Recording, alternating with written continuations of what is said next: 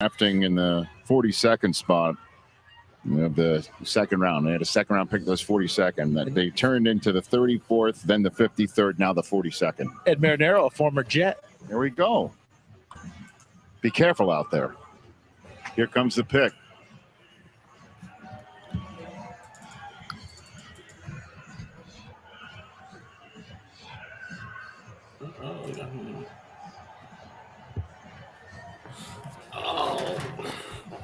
This is crazy.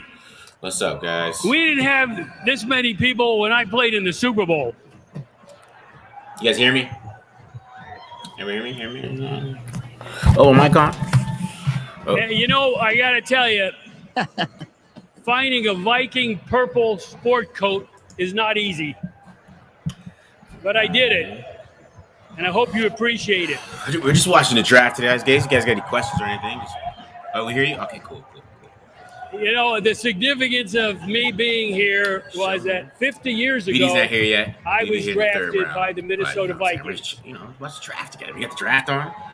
I know what you're thinking. I look pretty good for my age, but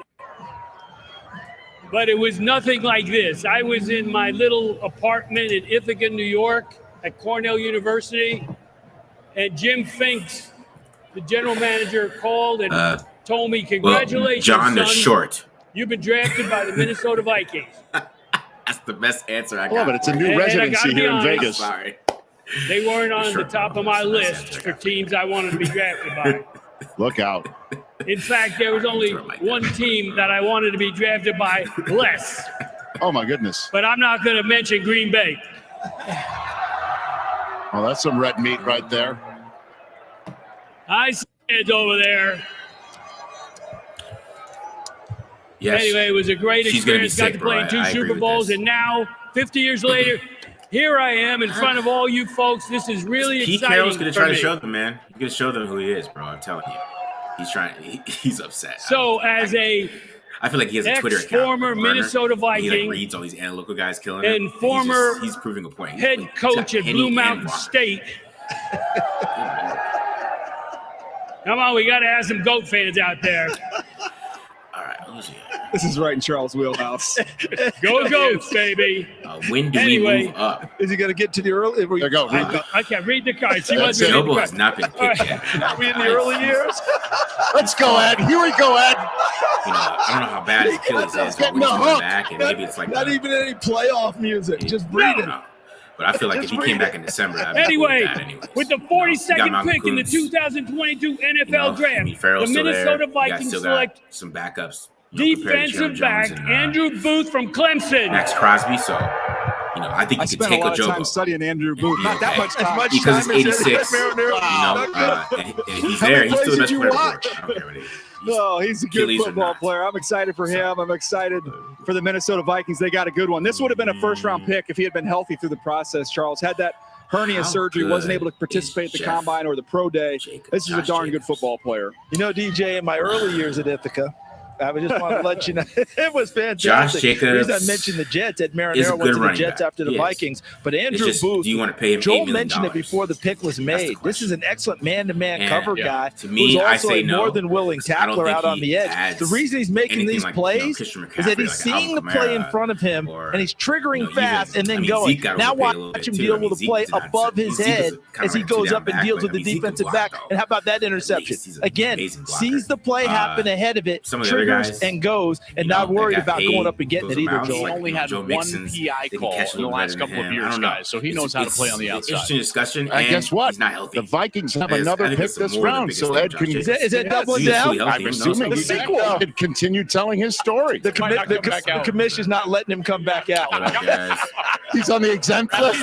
He's on the commission. Where my Giants fans at? Make some noise. Oh boy. Yes. That's right. Here's Merrill. We out here. Love it. Love Merrill. Hilarious. Okay. With the 43rd pick in the 2022 NFL Draft, the New York Football Giants select Wan'Dale Robinson, wide receiver from Kentucky. Did that work, guys, to help a little bit? Sorry, guys. It's a fun player to study, but I thought he would probably find his way into tomorrow. But incredible toughness working in the slot to the Giants, right? It was Sterling Shepard. Yeah. there. It almost feels like a similar type of a player, Charles. I love his release at the line of scrimmage, CD, and his toughness with the football. You see it right there. He transferred from Nebraska. He was a Kentucky kid. He had 8,500 yards, total scrimmage yards in high school in Kentucky. Left, went to Nebraska, comes back for this one single year and set a bunch of Kentucky records. Really good player. And how about the running play right there? Remember what he played at Nebraska before moving? Running back. So after he catches the football, he converts that way. Is the Kadarius Toney talk in play with a Wandale Robinson being picked up like that? This was the start of the legend, Rich. They're in Kentucky. Wandale. How about that contact? Hold a second. Watch the contact balance. That's right. The Barry Sanders. Oh, is there contact? he's eluding all contact. I don't know what's harder to balance through, the contact or the weight of that helmet. I appreciate that. How about you turn it off? All right. How's that work? Is it better now?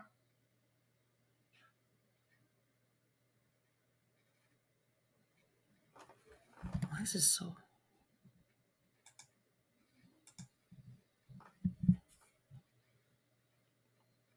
Okay, all right, sorry guys.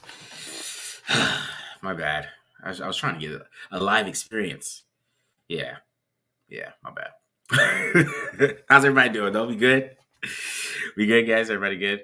How you feeling? I mean, everybody we think the Raiders are drafted are still going to be there, except Christian Watson. You know, what do you guys think about the rest of the draft? Let me ask some of you guys that. Desmond Ridder. There at 86. I mean, taking Desmond Ridder is like taking Marcus Mariota, which, I mean, the leadership part of it is going to be crazy. I mean, that dude has some tangibles. So that's going to be, you take Desmond Ridder, man. That's a lot of leadership in that building. That's all I'm going to say about that. Him is a little interesting. Him falling is interesting to me because, I mean, he's 6'4". I know he doesn't have the greatest arm, but he still ran out 4.49. He won a lot.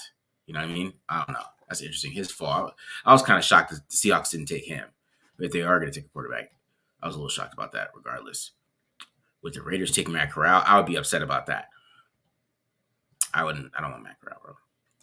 How about that Strange pick was well, see, I think Cole Strange is going to be good, though. You know? It's just, I mean, like Sean McVay made that joke. I mean, he's going to be there 104. Like, you got to take guys where you should take them, though. Even though he might end up being a good center. You know, he might end up being like a really good center. You know, because we all laughed at him when the Cowboys took Travis Fredericks. I can't remember his name right now. But we all laughed when they took him, too. He ended up being the best center in football. So, I mean, center is a position that you could take later and still get a really good player. So I do think Cole Strong was going to be good. I mean, he had a great Senior Bowl, and I think players who play without gloves are a little nuts. And he's like wearing no sleeves. He's just like a full player, so I think he's gonna be pretty good. All right, man. Decline all four. I mean, I don't think it's that crazy. I thought Josh Jacobs might get it. That was probably the only person I thought was going to get it. I didn't think Farrell or any of them guys were going to do that. I thought they would be maybe on Josh Jacobs. That was the iffy one. That was the one I was a little surprised about, to be honest. Even with all his injuries and what I think about him, I was like, I thought they would do maybe him if it was going to be any of them, like Abram or Farrell. Yeah, they got to earn a spot, man. Yeah, you know what I'm saying? Like that, they got to. I mean, they really haven't done anything. I mean, Abram's done more than Farrell. I mean, if we keep it real, I mean, Abram has at least started.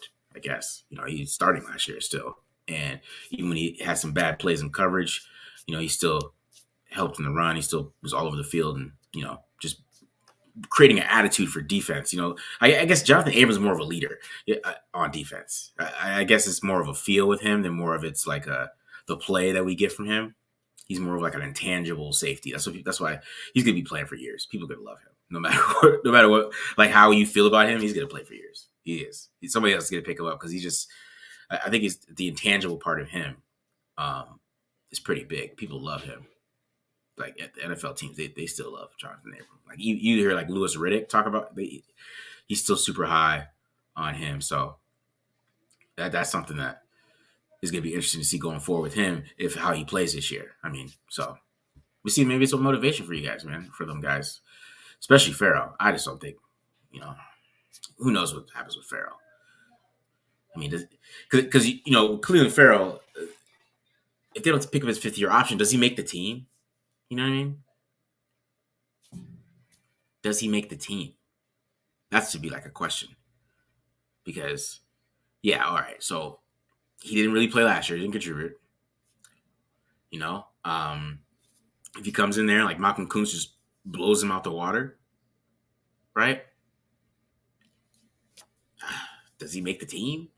I that's what he needs to think about. I think he needs to worry about making this team because they're saying, well, who are they going to draft right now? Who's falling? I saw Mechie just went. I would be worried if I was Farrell. He better come with it. That's all I'm gonna say. He better come with it because he won't make it if he doesn't. Okay. Well, I took it off. I took it's illegal to stream the draft, so I took it off. We good. I got it. Just breaking the law, you know what I mean? Out here. Tape don't lie, just keeping it raw, man. Break the law over here. Legal streams. I know. But I could take this video and edit it and do it later. And then repost it. We're good. Yeah. I wasn't figuring it out though, man. It wasn't working. It was too loud. So we're good now. Keep it down, So what else is up, guys? I mean, give me something. Bring anyone on the stream or no? I'm waiting for BD. BD's coming in the third round, but I don't know. I was planning on watching the draft with you guys, right? But then I didn't know that that's illegal. So I should have known that. I mean, it's the NFL.com. I mean, they take down our videos all the time. So, I mean, what would I expect, But I was trying to I was trying to create like I wasn't thinking ahead of time, guys. I apologize for that. How cool was it to talk to Waller? I mean, it was really dope. It was really dope talking to Waller. It was a weird atmosphere for me because I had to do it on the phone, and it was like kind of they rushed me, so I was like rushing at the beginning. I was just like trying to make sure I got my questions in, and yeah, so they kind of made it a little bit uncomfortable for me at the beginning. Like you got like 8 minutes. I'm like, damn, bro. Like, okay, are my questions gonna fit? So it was just they made it a little weird, but he made it comfortable for me after a while. So that's why it ended up being better at the end, I believe. But crazy dope guy, man. I really appreciate that. He answered all my questions. I thought he gave some good information too. I thought he was talking about how he talked about the slot a lot. If you listen to that conversation, that's the slot was like his main focus was getting better in that area. So we were always talking about who's the second slot receiver for this Patriots offense, and it sounds like it's him, in my opinion. And he's talking about these routes that he's learning and all these different types of things. So I really expect him to have a big year. I think he's gonna be a big part of this offense, in my opinion. I don't think he's gonna block as much. I just think he's gonna be a big part of this offense. Because I don't think they're gonna run that much either. I think it's gonna be a lot of passing. Oh, job was gone. Good Lord, man. Why are the Ravens so damn smart? I hate the Ravens. I really do. Who's our outs besides Devontae Adams? I mean, you got Devontae, and then you got Waller, and then you got Renfrow on the other side. I don't know how much more you need really to pass the football. I don't think you need more than that. Yeah, you need a fourth guy to get targets sometimes, right? But you have three main guys getting targets, and then you can share it in between those three guys. That's what you really want to do. Sometimes you're going to have to open it up to hit some other players, but you want to keep the target share between those three, in my opinion. So, yes, that makes sense. Yeah, I don't know why people are really sleeping on the Ravens. They're sleeping on Lamar Jackson too. You know, the only reason the Ravens didn't make the playoffs is because Lamar Jackson got hurt. I mean, they're 8-3. Like, it's weird. It's weird that the buzz around them isn't really high, man. That's a crazy thought process to me. So, yeah, you know what I mean.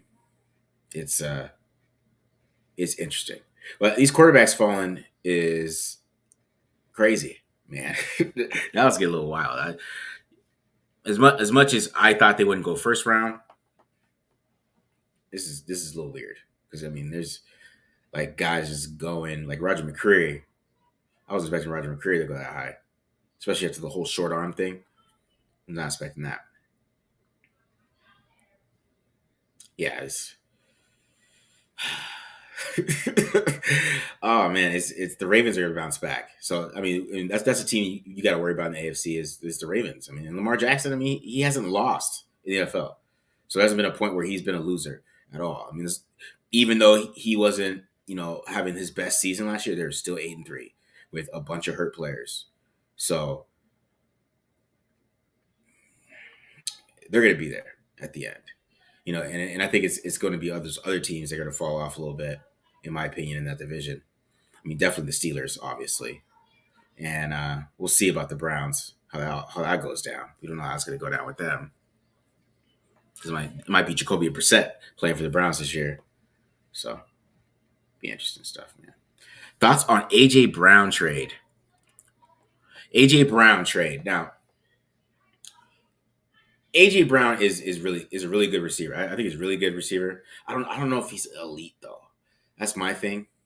I think he has some really big games, but I don't know if every game he's like if Jamar Chase, you kind of feel like every single damn game he's going to dominate. Like I think AJ Brown, some games he's incredible. Some games he's kind of fades away a little bit. So that's my thing with AJ Brown, and that's probably maybe what the Titans are thinking. Are you going to be being like? See, I don't want to say he's like not a hard worker or anything like that, or not like a good player or anything like that, but I think he's a really good player. Like, don't get me wrong. I just think that maybe he's not the elite wide receiver type of thing. That's just my opinion. I don't know if he's up there with like the big dogs to have that big dog money. And you could maybe say the same for Deebo Samuel. I mean, that's his problem too. DK Metcalf, are they like Jamar Chase? Kind of just came in and just took. We're taking Jamar Chase over all those guys, man. So that's what I'm. It's hard to. You got to put these guys in perspective, and that's what some of these NFL teams have to do. Like Jamar Chase comes into the league, right? You have to think of, okay, is AJ Brown as good as Jamar Chase? Is AJ Brown as good as Justin Jefferson? Like, where's AJ Brown go? Like that's it's. So when you start to rank these players and you look at them, it's hard to see that, man, because I mean, you're not paying him more than Tyreek Hill. Tyreek Hill's more consistent down and down, in my opinion. So, yeah, but sometimes AJ Brown just goes off, right? Like the playoff game he had a really good game against Marlon Humphrey. He just went off. So, yeah. I mean, it's like quarterbacks, man. I mean, there's elite guys, there's really good guys, and that's what AJ Brown. He's really good. He's in a really good area. So, yeah.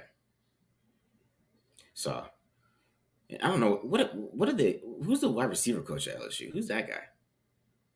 What is he doing? That's a factory. You think about it, man. You got Landry, Beckham, Jefferson. All these type of guys. All right, I'm still behind on this draft. Michael, you got a good point there. I like Sirianni a lot.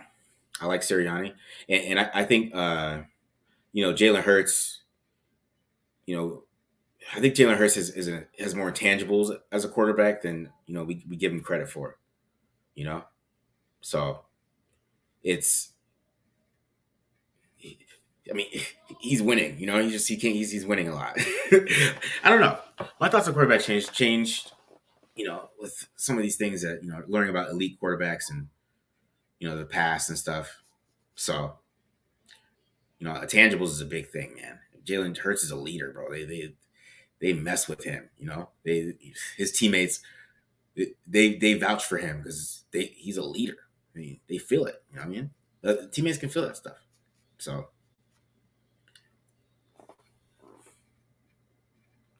oh man,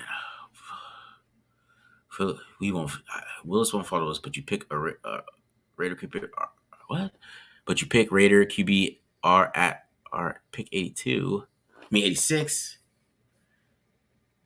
I don't know about that. Oh, Mathis is off the board. There goes Mathis. All right, you got to take him off. Man, that's early for Mathis. Mathis over Jones? Wow. Alabama, UConn, huh? This is uniform stuff. People always talk about don't scout the uniform. The NFL does it all the time. That's that's Patrick Mahomes right there. He went to Texas Tech. They didn't believe it. They thought, oh, Texas Tech, he's not going to be that good. And they let him go to Andy Reid. Which, wrong. Man. But Jones is falling. That is interesting. Man, hold on. What pick are we at, guys? Somebody help me out here. Where are we at?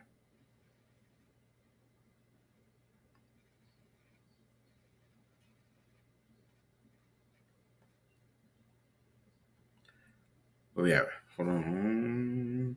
What pick we're at?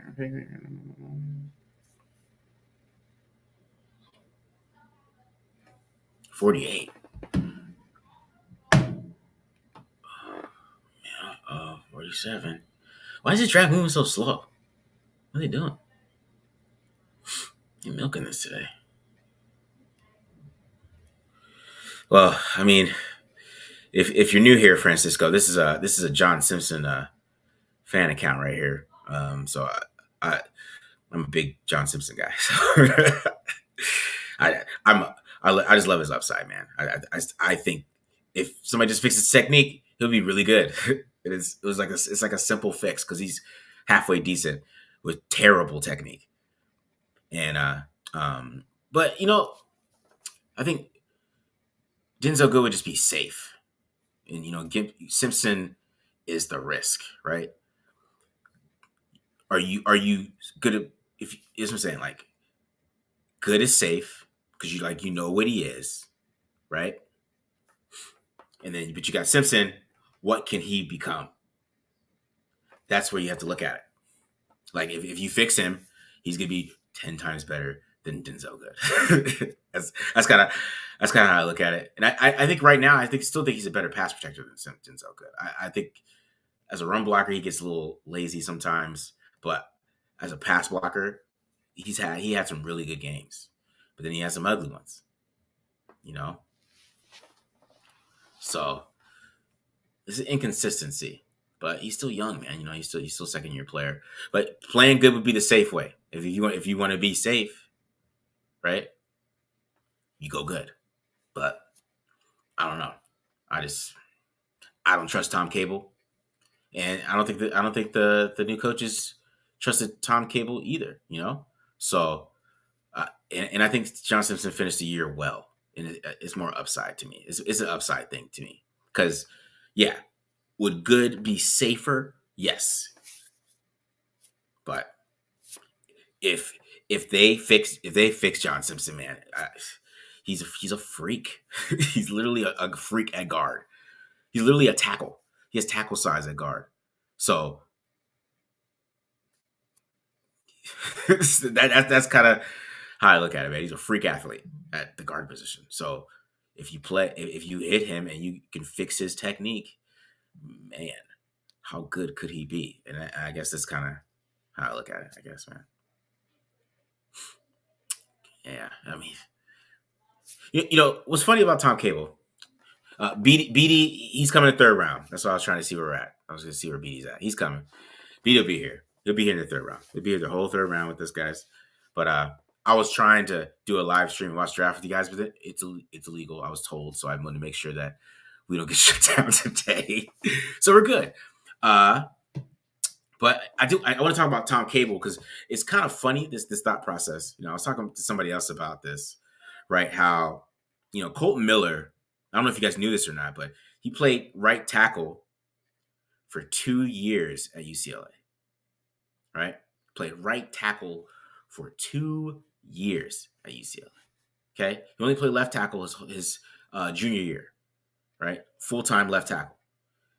Okay. They took Brandon Parker, who was a full-time left tackle.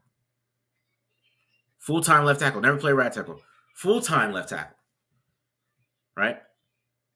So what did Tom Cable do? He switched them. and then tried to switch Donald Penn. Because you just think about it. He could have just put Colton Miller right tackle, right? And then let Brandon Parker develop a little bit. And then Brandon Parker's a left tackle. Because Brandon Parker played left tackle like one game. And he looked a totally different player.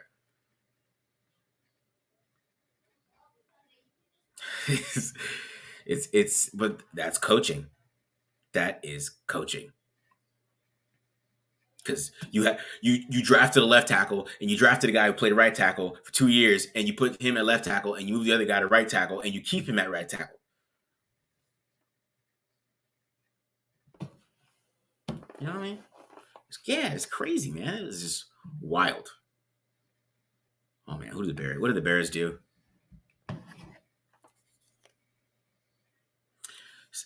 Daniel, that's a good question. I don't know what he's doing, but you got to think about it. You got to think about it, guys. I mean, there was a mass exodus of the offensive line, like a mass ex. Would those guys still be here if John Gruden hired somebody else? They all left, man. They all left. How much longer in the third round? Let me see. How many draft picks we got? Okay. Let me get this going, guys.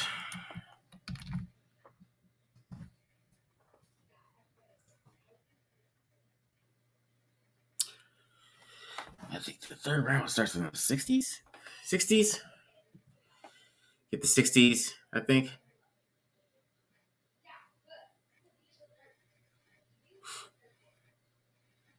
You got a little bit. I think they got to start moving faster. I mean, I don't know. They want to keep their broadcasts, Yep, see?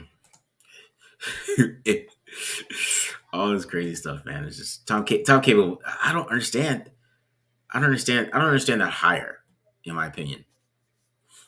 There wasn't even like a real connection. So we had 17 picks. I mean, there wasn't even a real connection between Tom Cable and John Gruden. That was my thing. Like, usually they have connections. And I don't know who, and I don't know. And that's what I'm saying. Like, he had such a hold over Mark that he's like, let me bring Tom Cable in. Mark's like, all right, I don't know if that, bad. Because that's what I'm saying. Because even if you, even if you take Colton Miller, right, and you put him in the wrong position, I mean, we can have this conversation. I mean, they did pass up on Derwin James, right, and now we have Jonathan Abram, and we're not signing him to a deal or whatever, right? So you pass on him for Colton Miller. And then Colton Miller struggled his whole. You could talk about his injury, but I think it's a little bit of I haven't played left tackle that much, and I'm getting used to left tackle. I think a little bit have to do with that too, of his struggles, right? So it's a little bit. I mean, because he struggled. I know a lot of people like to blame the knee, but just in hindsight, maybe it was his adjustment to left tackle. Maybe I'm wrong. I don't know. But I don't think Cable's not getting that job in the NFL, man. I think the coaching staff coming in and not getting rid of any of the linemen was like the biggest kind of shows you where people think of Tom Cable. Because I still think it's kind of crazy. They didn't do anything. Like nobody, like not even like one person, like not even one player. It's crazy. So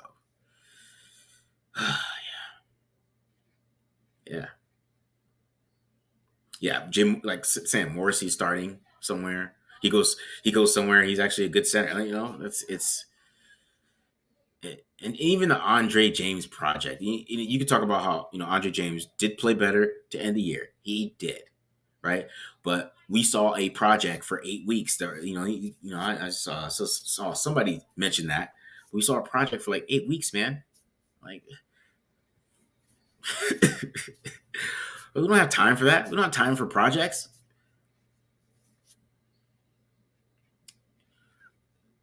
You know, they play about the same, James. They play about the same.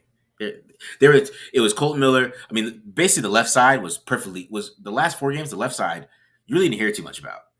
Let's keep it real. Like from James and over the last 4 games, or the last, you didn't hear anything. But like the right side was still getting their butt kicked. Leatherwood and Parker. This side was fine. These guys over here, they're all right. They're fine. They didn't get too much in the way. You know? Yeah. I see a lot of Perion Winfrey. I just don't think that Perion Winfrey is somebody that they're gonna want to take. So they're gonna take Travis Jones over him. You know? They're gonna take Travis Jones all day. They better take Travis Jones in my opinion. Perion Winfrey is athletic, but he doesn't have the technique that Jones has, and Jones is even more athletic than he is, because Jones is what? I think he's like 300 something. He's like 320 or something like that, and he ran a 4.92. So that dude is a freak, and he has great hands and violent hands, and he dominated against Clemson, because the only time he's played a good team was Clemson, and he dominated that game. So, man, this could be interesting. Let me see. I can give you guys a breakdown on Leatherwood for sure. I can do that. A good center, day 3. I like, of course, I like Donovan West. Of course, he's on the draft board. I really like him. I like Dylan Parham too from Memphis. That's a really good center. I want to say Cole Strange. I would have said that if the Patriots didn't take him at 29. I would have said him, because that was a player I had my eye on just in case, because I really did like him if they're going to take him. But I thought he was going to be like in the 5th round or something like that. I really did not think that. That was an interesting pick, but they might be right. I mean, if he's a good center, right? I guess. Yeah, I don't know. I did say this on Twitter. It was interesting. I mean, there's like a mass exodus from the Patriots over here. Like, they all left. Like, the first time Josh McDaniels left, he had to find guys. Like, they didn't leave Bill. Like, seriously, like, he really had, like, I mean, that's where, like, Ed Donatel and, like, Adam Gase, all those guys, Josh McDaniels had to go find those guys. I mean, this time, they just all came with him. Mass exodus. I'm telling you, man. So, N'Keal Harry, because there's this big thing. Yeah, there's a big thing, right, with N'Keal Harry, because Bill Belichick has this relationship with Todd Graham, which is ASU's coach, right? And like the scouts and everybody else, they were telling Bill, you can't take N'Keal Harry here, man. You can't take N'Keal Harry. You can't do it. And he did it anyways, because he trusted Todd Graham. Be honest. And you're like, is Bill falling apart a little bit? Like the Tom Brady documentary, there's this episode that, I mean, really the episode where Tom started to leave. And it was 2017 and Gronk's on it, right? Gronk's on this episode. And they talk about like how weird that season was. Like, there was beef between Bill and Tom because Bill kicked out, Tom's little shaman or whatever, his little, guy that was on the sideline that doing all his little, I don't know, whatever the weird stuff, the organic Tom Brady vegan stuff that he does, right? And yeah, that was a weird episode. It was like dark. It felt eerie. It was just like that was the end. And Tom finished it out over there, but it was over. That as soon as he fired Alex, they were done. It was like a straight up business relationship. They weren't cool like that. And it's really why it's interesting that they won a Super Bowl the next year. But I think the 2017 team was actually the better team, and they should have won the Super Bowl. I mean, that was probably one of the best offenses Tom Brady's ever played with that year. I mean, he had Brandon Cooks, he had Gronk, he had Chris Hogan, and he had Edelman. And I think I forgot who the running back was. That was a damn good offense. And they put up 40, and they kept getting their butts kicked. They got the butts kicked by Nick Foles. So, yeah, I don't know about Bill. We'll see. We'll see how he does. I still think Mac Jones is good, though. I think he's a good quarterback, man.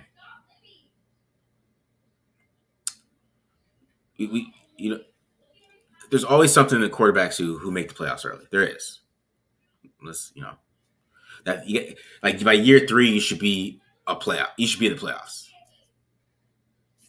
Let's just keep it real. By year 3, man, at least, like for us to be like, okay, yeah. Glaring Bow was a good team, man. That's what I'm saying. By year 3, you should at least be in the playoffs, man. How high would I have taken Mac? I would take Mac 1, bro, all day, dog. Number 1. He would have been off the board. Number 1. I mean, this quarterback class was it just wasn't good, man. It just wasn't good. That's why I was really surprised that Will Levis didn't come out. Because, Will Levis goes 1 if he comes out. SEC, played in some big time games, played pretty good against Georgia. He has some good tape, man. Good tape. So I didn't understand why he didn't come out. I don't know who advised him, or I don't know who's advising him, but maybe he wanted to go back and prove himself. But now he's got to go against a serious draft class that is going to come out. That's headed by Bryce Young, who is a monster. Bryce Young is ridiculous quarterback. Yeah, if you guys ever have a chance, you should go back and watch that minute 37 drive he had. Man, against Auburn. Whew, he's that dude, man. Yes, exactly. Yeah, he's like 6'3", 230. He's like a rock dude, too. He's like a weightlifter. He's rocked. That's why I didn't understand it. I would have looked at it. If I was him, I would look at this class and be like, man, there's no way. No way. The Chargers. See, the Chargers are interesting. I'm actually going to do a Justin Herbert breakdown. That's really going to be like a Mike Williams slander, because I think Mike Williams robbed the Chargers. I think he robbed them. And Keenan Allen is losing a little bit of a step. Because, I mean, if you guys notice, in the last game, it was Mike Williams and it was Justin Herbert. That's who it all was. I mean, Keenan Allen was kind of there, but he was kind of, he's not, that's not really, Herbert's dude is Mike Williams, but Mike Williams can't catch his passes. So, it's going to be interesting to see. Herbert's just like a nice guy, man. He won't yell at anybody. I was like wanting him to yell at people. Just watching the guy drop his passes, man. But I was happy about it. I was watching that as a fan of quarterbacks. I felt bad for him, right? I felt bad for Justin Herbert because they paid this guy $20 million a year to be his number 1 wide receiver. I felt bad for him, but as a Raiders fan, I was very excited about watching that tape. So it was a very doppelganger moment for me because I felt bad for Justin Herbert as a quarterback of what he can be, but I mean, because he just dropped all his passes. Like I would let him walk, man. I would be like, you can't catch his passes. Let's bring in somebody who can catch him. Oh yeah. Oh, I am a Joe Lombardi fan, Manny. I am. I love Joe Lombardi because he's terrible, so I love him. And he's gonna. And that was the worst decision that Brandon Staley ever made. Terrible. They literally run the Raiders 2019 offense, which is like this little tiny. They don't do a lot of deep passes. They don't, when they try to start throwing deep later on in the season, they weren't winning games because he doesn't have a lot of deep concepts. Because it's Justin Herbert's not Drew Brees. You know what I'm saying? Like, I don't care how accurate he is short passing. Work on his mechanics so he can be better on the second level. How about that? And just don't bring in a guy that kind of like neuters him a little bit. That's what I'm saying. Like, this is how I'm a quarterback. I'm like mad watching Justin Herbert, but I'm happy at the same time because they're gonna ruin him because they're the Chargers. It doesn't matter how hard he throws or how credible he is or big he is. He's still the Chargers, man. They're gonna ruin him. They gave money to Mike Williams. What? Who drafted Tyquan Thornton? The wide receiver? The wide receiver from Baylor? Is that you guys serious? Wow.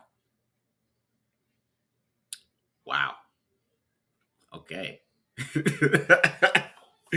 know what I'm saying? Because just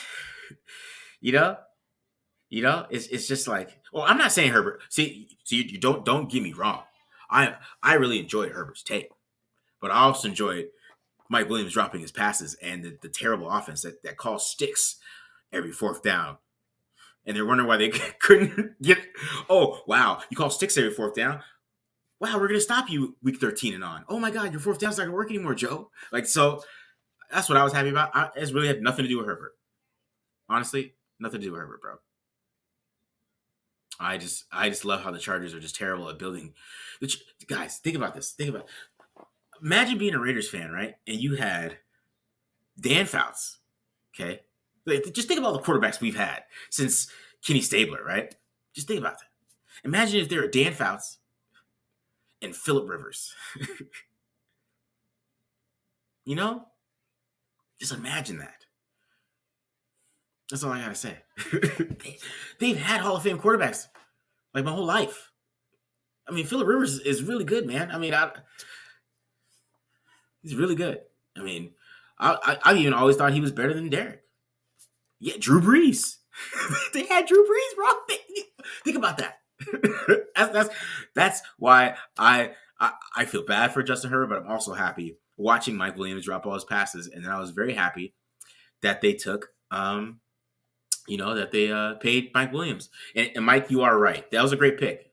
I think he's gonna have a great offensive line, man.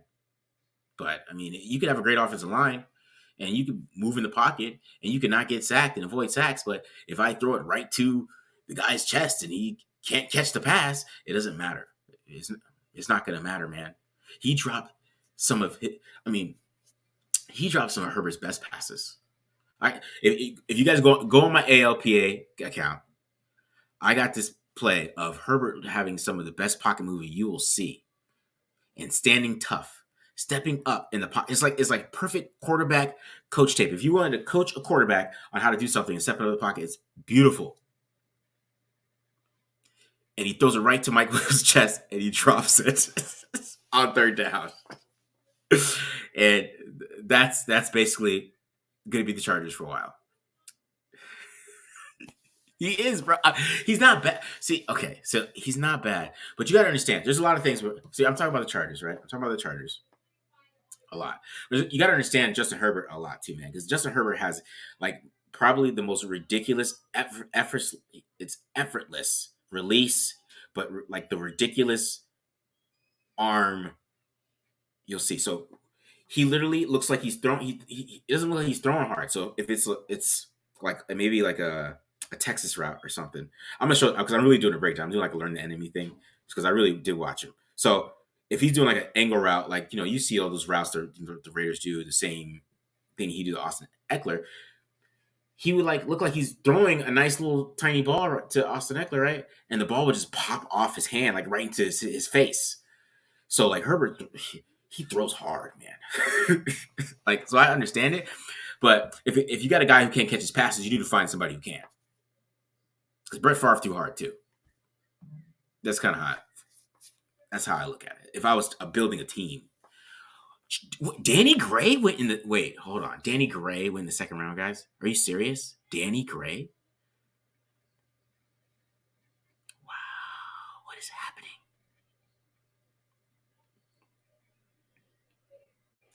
Yeah, you know.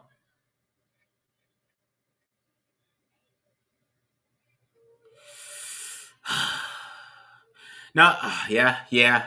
Well, because Marino, I do Marino and Mahomes because Marino won a lot early, and Marino was like the best quarterback in football, like right away, and that's kind of how Mahomes was. Like as soon as Marino's rookie year, he's the best quarterback in football. You know, he's the best quarterback in football. Year one, so he stepped onto the field and he wasn't even the starter that year, and he led them to the AFC Championship year one. So that's and then he went to the Super Bowl. But the difference is that there was the ultimate God game manager on one side for Dan, with facing the greatest defense, the most underrated defenses of all time, which is the Niners, because Joe Montana was so clutch that he overcompensates that Ronnie Lott, Eric Wright, I can keep going, right? Dan Marino had to face those guys. Patrick Mahomes got to face Jimmy Garoppolo and one of the best defenses in the league, but they didn't have Joe Montana. So, yeah. Because Joe Montana is that dude, right? He is. But he's not Dan Marino. Pickens to the Steelers. Oh, my boy Derek. DB, man. He's probably tripping right now. He's probably going crazy. But he loves George Pickens. I'm not the biggest George Pickens fans. I'm not. He has a lot of upside. I get it, but I don't know. I just feel like there's just something missing there. I feel like he should have been more. And I know he's coming with a knee injury. I get it. I know. But his biggest play, like you guys see online, like of his deep ball against the Alabama in, I think it's a national championship game that he caught. He's diving. That's a broken coverage. So the corner, it's quarters coverage, right? So they're playing like their quarter crazy man match, whatever they think about, whatever Nick Saban does over there. They're doing their, the crazy coverages, right? And the safety makes the wrong decision. He takes the wrong player. And since the quarter, he's playing outside leverage. He's expecting help from the safety. And George Pickens gets wide open. And then he's basically, that's a highlight. Oh, my God, he's wide open. So, see, I will say about the Montana comment. Let me get to these other comments, but I'm going to get to this Montana comment. Since I'm talking to you guys, and we want to talk about, we're having a quarterback conversation a little bit. We can talk about Montana versus Marino. We could do that. But let me get to some of these. Colts need a good pick like Pierce. Am I missing anything? Any questions? I just want to get to anything. Good. All right, good. Cool. All right, cool. All right. See, this is a conversation I like to have, because let's keep it real. Who is the better quarterback? Is it Tom Brady or is it Peyton Manning? And that's, I kind of want to see your guys' thoughts on that. Like the better, not the winner, not the take away the 7 Super Bowls. Like if you were walking in a room and you had to pick a quarterback, oh God, Sky Moore to KC, damn, that's pretty good one. That's pretty good one. You guys really? You guys are taking Tom, really? I mean, if you take the wins, okay? Because Tom Brady even made this point on his documentary, which this is why I love this documentary. He made this point because he basically admits that Peyton Manning's better than him. He admits it on his documentary. But he's like, I like to win. So who cares if he's better than me? Because I'm going to win because I'm on a better team. So I'm going to keep winning. And I'm just as clutch. I might not read the field like he does and, break something, pre-snap or whatever he likes to do, right? But I'm going to win. But it's a lot of that. I don't know. I feel like I take Peyton. I'm taking Peyton because Peyton didn't have a great defense, and he dragged that team a lot. He dragged those guys. He was dragging them because that was Tom's thing too. Because when Tom was winning the Super Bowls early on, they were like, "Oh, Peyton's better. Peyton's better. He drags teams and all that stuff." And Tom Brady's just winning on a great team. So, but what really matters? He's like, "I'm the better. I control the game better. Peyton Manning throws more picks than me. I do. I manage the game better than he does. So we win." And it's just a deep thought to me. And that's basically what Joe Montana is for Dan Marino. He manages the game better. Man, Alex Pierce is going already? Really? God, to Indy too? Oh, man, what the hell is going on? So we're not getting any wide receivers, I don't think.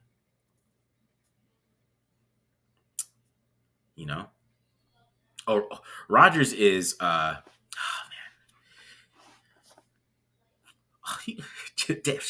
he said Steph Curry chokes in the finals. Yeah, I know Clay's that dog, man. I know Clay's really the dog for that team. Let's keep it real. Yeah, you're right about that, James. I know. He's really the dog. Clay is really the dog. He really is. All right. Yeah.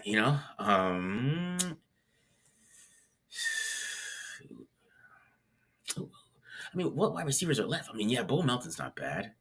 I was seeing something. I saw something I wanted to comment. Yeah, Aaron Rodgers is always interesting because, I talk about, if you watch ALP, I always troll Chris about this, but, Aaron Rodgers is a little risk averse. We always celebrate, oh, he's 37 touchdowns, 4 receptions, we're all it's a great passer rating 115. But then you get into the playoffs and then he's being Mr. Perfect. He's being Mr. Perfect. He wants to. You can't be Mr. Perfect in the playoffs, bro. You gotta throw into that. That's you can't avoid picks in the playoffs, in my opinion. I think you gotta try. You gotta avoid picks in the playoffs, but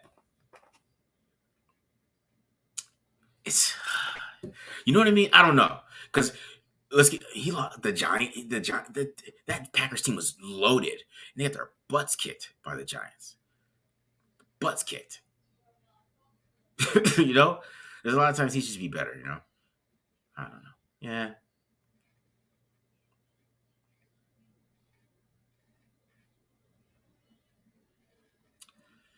Man, it's crazy.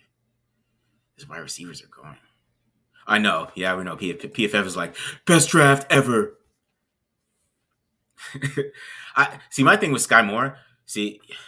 Sky Moore is really good, right? Against a lot of the MAC competition. And he was good against Pitt, but against Michigan, man, he was shut down. He had 2 catches for 4 yards.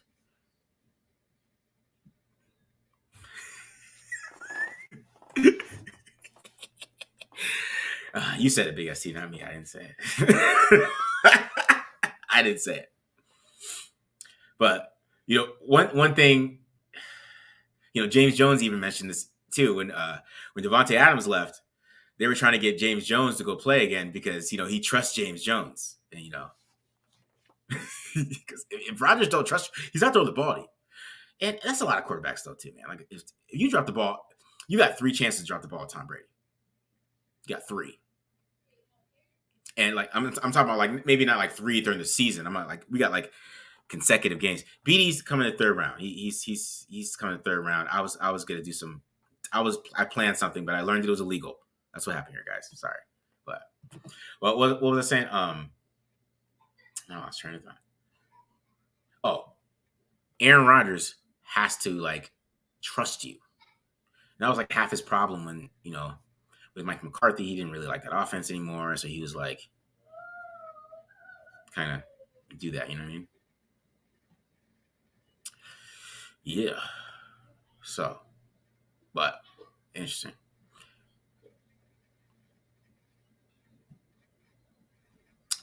Man, Elway's a dog, man. Elway's a dog. Is Nakobe Dean really falling like that? See, that's the guy. See, I told you guys. There's a guy. Nakobe Dean's falling. I don't think he does. He's just 5'11", bro. I think that's what it is. He's 5'11". I did like that. I mean, because they probably feel like he's a Valdez-Scantling replacement, which I like that. I like that idea, that kind of why he's, give them something over the top. I like that. But Nakobe Dean, I really think that he's 5'11". That's a shorter linebacker. Yeah, but where did Perryman go? Perryman went. What round did he go? I don't think he went. I mean, he didn't go first round. I think he went third too. That's. Hold on, let me look that. Let me verify that real quick.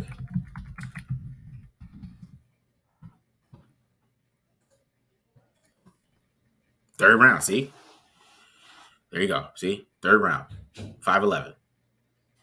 But man, I did not think that is a guy at 86. But that's what I'm talking about. The fallers. If he falls 86, man, that's a good player, bro. I don't care what anybody says. That's a good player. And it's like perfect value to him, like, too, right? You're not going to get the second round? Oh, the second round. Okay. Darian Beavers. Yeah, man. Have any linebackers been taken in this round? Let me make sure. Let me get these picks up somewhere. Where's the pick tracker?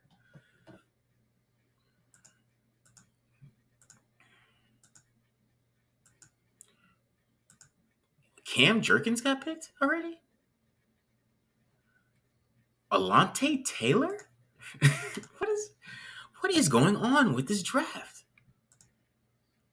Am I missing something?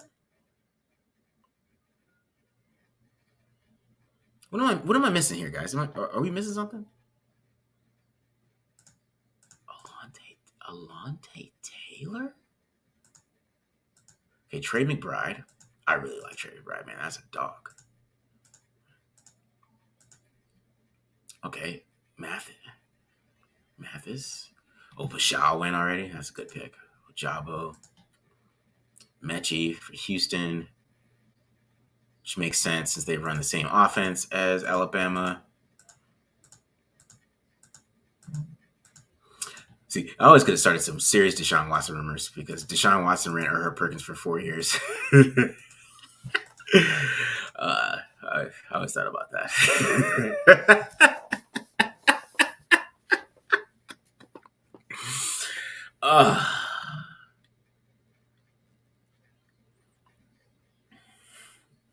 I could just control it. I'll tell you, man.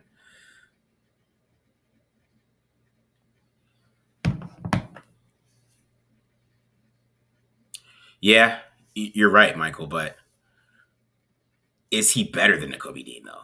He's better fit, but is he better? That's kind of my thing. Because Quay Walker went because Quay Walker has the size, right? Beavers is the better fit. Beavers is what they're missing. They're missing the 250-pound guy that can come down and rush the passer later on. So Beavers is somebody that fits, right? He's a fit. But man, do you take Dean and then maybe wait and see? I don't know. But the size thing makes sense. I'm right. I'm right with you guys. You guys are right. He is small for Graham's system. But man, do you pass into Nakobe Dean at 86? That's kind of the thought process you have. That's because I did not think he'd be here, man. I did not think he would be there. So that's kind of how that's kind of the thought process you have to think, right? Man, do you pass him? Are you one of the teams passing to Nakobe Dean so the Ravens can take him the next pick? That's kind of how you. Because the Ravens, if we don't take him, obviously the Ravens are taking everybody that nobody else is going to take. Oh, you're not going to take Kyle Hamilton? Okay, well, fine. We'll take him, I guess, man. So, I don't know, man. He's coming in the third round. Just go harass him. Somebody go add him, harass him. That's what I say. Yeah. I think you have to draft Dean, and I think you have to make it happen because you want to draft good players at the end of the day. Because if you draft, Darian Beavers fits, but if you look at it, there really has not been a linebacker drafted in the second round. So I just went and looked, right? There hasn't been a linebacker drafted yet. And yes, Travis Jones is still falling. So, I mean, we're getting close to what we got. Right? We're almost at the third round. We're at pick 23 right now of the second round. So, there hasn't been a linebacker taken. So, is Beavers falling to the fifth round? So you have to think about value like that, because if none of these linebackers are going right now, man, you have to think, okay, what is the board telling us? And they're smart. I think they're going to do the right thing and be smart. And yeah, the Bucs are smart too, so it probably is for Travis Jones, because they got to replace Sue, because I think Sue's still in the market. I don't think he got signed back to them. How much faster is the third round? I hope it's a little bit faster, maybe.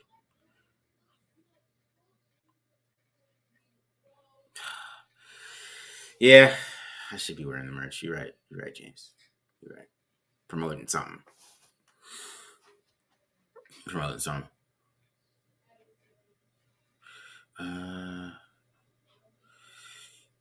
Sam Williams was an interesting player.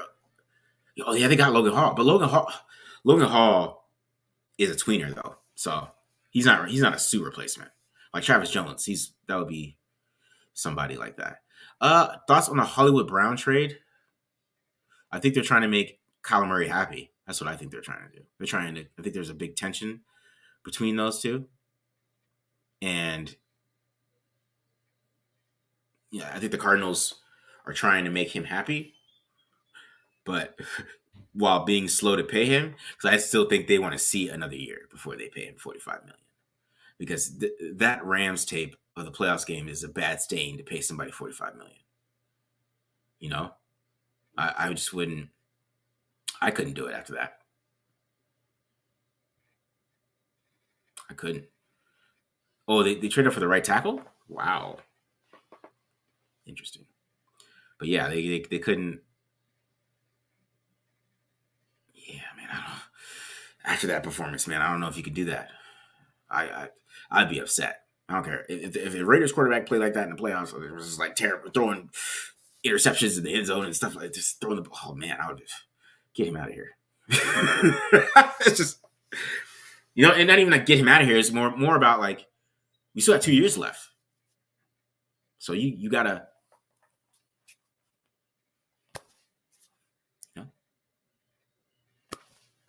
you gotta help me out, man.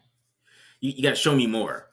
And I feel like he's shown enough, because he's got the Pro Bowls and stuff like that, but but I don't know if you have, bro. I don't know if you have shown enough to get that.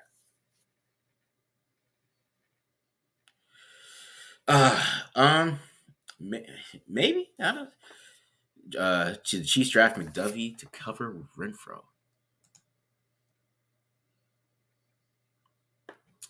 Maybe. Because BD pointed out to me about Trent McDuffie is that he never played man at Washington. They played zone like every single down. They played cover 3 every single down. So they play man a lot at the Chiefs. That's why Jamar Chase got one for 200 yards on them, because they would have played cover 0 against Jamar Chase, which is not very smart. So they play a lot of man over there. Steve Sagnola likes to mix it up, but he does love cover 0. He does. He loves playing cover 0. He's going to play that. And they're going to have to play man. So it's going to be interesting to see that transition for him. It's going to be a little bit it's going to be harder. He wasn't asked to play man-to-man for a long time. People talk about Trayvon Walker. It's kind of the same thing. If I'm not asked to do something in college, and then I come in and you ask me to do something else, I got to learn to do that and be more consistent at it. So, let me check on BD, man, because we're almost at the third round anyways.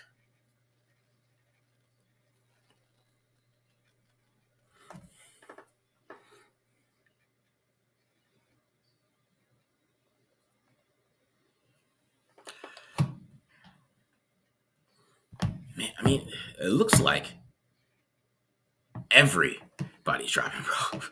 It's crazy. I mean, because they're taking every single wide receiver that's available.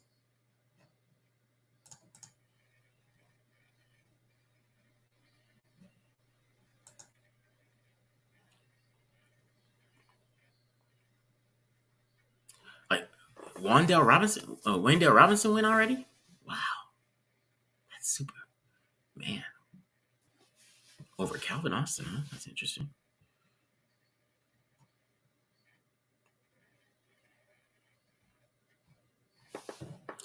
Man, this draft is wild, bro. This is a wild draft. Man. Yeah. It's gonna be interesting to see. Yeah. Oh yeah. Watson went to Packers. Watson's with the Packers. I agree, Big ST. I agree. We're getting to that point, right? Because we're at what pick? So pick 53. We're hitting pick 60.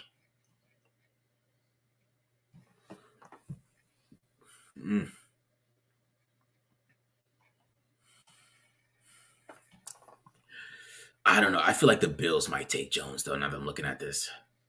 Because they let Harrison Phillips go. And they're smart. I feel like the Bills are going to take Travis Jones. They can't.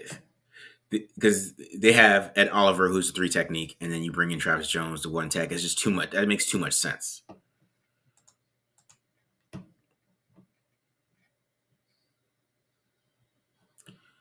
Yeah, it's just another team. I mean, the only team that wouldn't take Travis Jones that's not that smart. I mean, because the Bengals are pretty smart. They draft smart. I mean, that's how they built their whole Super Bowl team is drafting.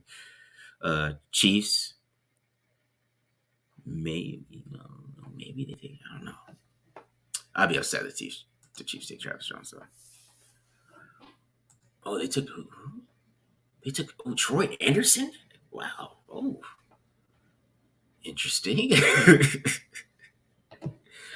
Would I be mad? It depends when they take David Bell. If they took David Bell, like in the 5th round, I wouldn't be too mad about that. Third or 4th is way too high for me for David Bell. He's not fast. It's just not very explosive. So, yeah, man. He's still at 58. Yeah, the pick is in for 59. Here we go. Man, Troy Anderson, like this 2nd round is wild, bro. Like it's literally every wide receiver that has gone. Christian Watson, Kenneth Walker, man, Andrew Booth fell. That was pretty shocking. Fidarian Mathis, that's a shocking one to me. 47. Wow.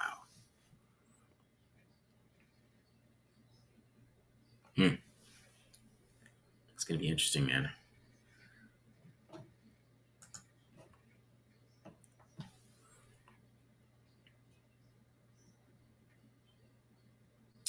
I mean, he might be. I don't know. I mean, David Bell might be good, man. I mean, DeMarvin Leal is a player that he's interesting because he's a little bit of a tweener too. So it'll be interesting to see where he fits in the NFL. I mean, he ran like a 5 flat. Man. I like Khalil Shakir too. He had a good he had a good Senior Bowl. He runs pretty good routes. He's just he's a slot receiver. So you kind of have to think where they got to fit that. And like I said, after the Waller interview, he just talked about the slot too much for me. Like he mentioned it like 3 times. So that kind of told me something a little bit. Who? Oh, the guy from LSU, Ed Ingram, right? Ed Ingram from LSU.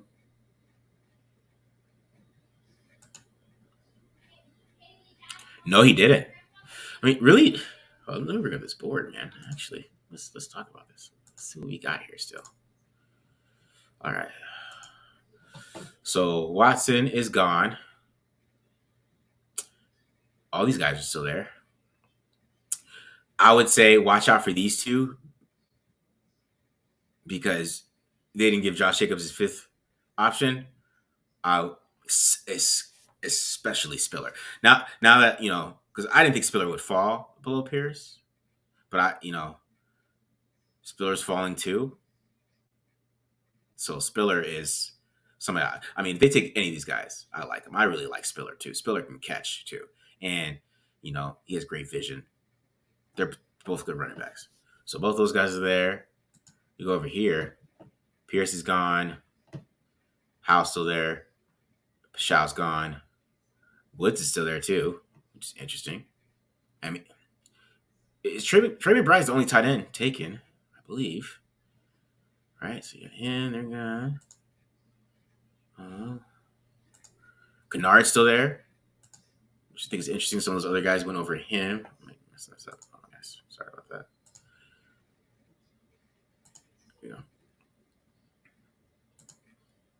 Farrell, Kirby Joseph. I mean, Martin Emerson, Mathis. I mean, that was crazy. So Mathis is gone, but these 4 are still there. I still like Donovan West, and Carson Strong. I should have took that one out, whatever. And these guys are still there. Damari Mathis. I mean, I feel like all these players are going to be there at this point. I don't know what else we can do. I mean, they're all going to be there. So let me take this down. So yeah, Kirby Joe's still there. Yeah, man, there's still some good players on the board. I mean, we still got 20 picks, like till the Raiders pick. I mean, there's about 20, 30 picks until that happens. So, what are the Ravens? Did the Ravens do something else?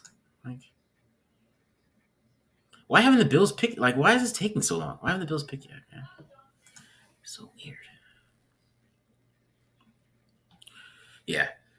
Because, Winfrey gets a lot of buzz, but, I mean, you can kind of see why he's falling. Because, I got a good Oklahoma connect. That's basically what one source I really have is Oklahoma. I know about Oklahoma players. Maybe the only source I really have is Oklahoma players, and like who does what, who's gonna, So, and I heard some crazy stuff about Winfrey. He's just very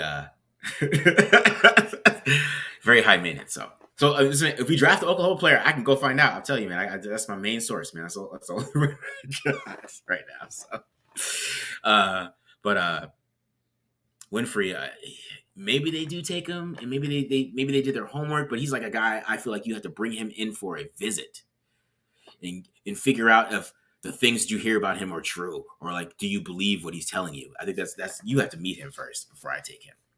I gotta see where his head's at. He's a hothead. Let's just say that he's a hothead. I'm not that type of guy that kind of starts telling stories, but let's just say he's a hothead. That's basically how you could look at it. So, and Dave Ziegler talked about low maintenance players, and I think he'd be a little high maintenance. You'd have to watch him a little bit, make sure that he's being engaged and developed, and you know what I mean. So, oh yeah, Jobo, yeah, man. They're basically taking everybody, all the fallers. Like, oh, you're gonna take. Oh, here's a top 10 center that has short arms. Let's take him. Oh, there's a top 10 safety who has normal safety time. Like everybody's tripping out about 4.59. Like Ed Reed ran a 4.57, guys. Like that's normal safety time. He's a normal safety. He's not like a lot of these guys are so freaks, man. They're just, yeah. MR, exactly. That's exactly what I was told. Those exact words. Exactly that. Man, that's exactly what I was told. Because I like this tape. And he was killing this. I mean, when you went to the Senior Bowl, he was murdering the Senior Bowl. And I was told that. That's what I was told. I was like, oh, okay. All right. Makes sense.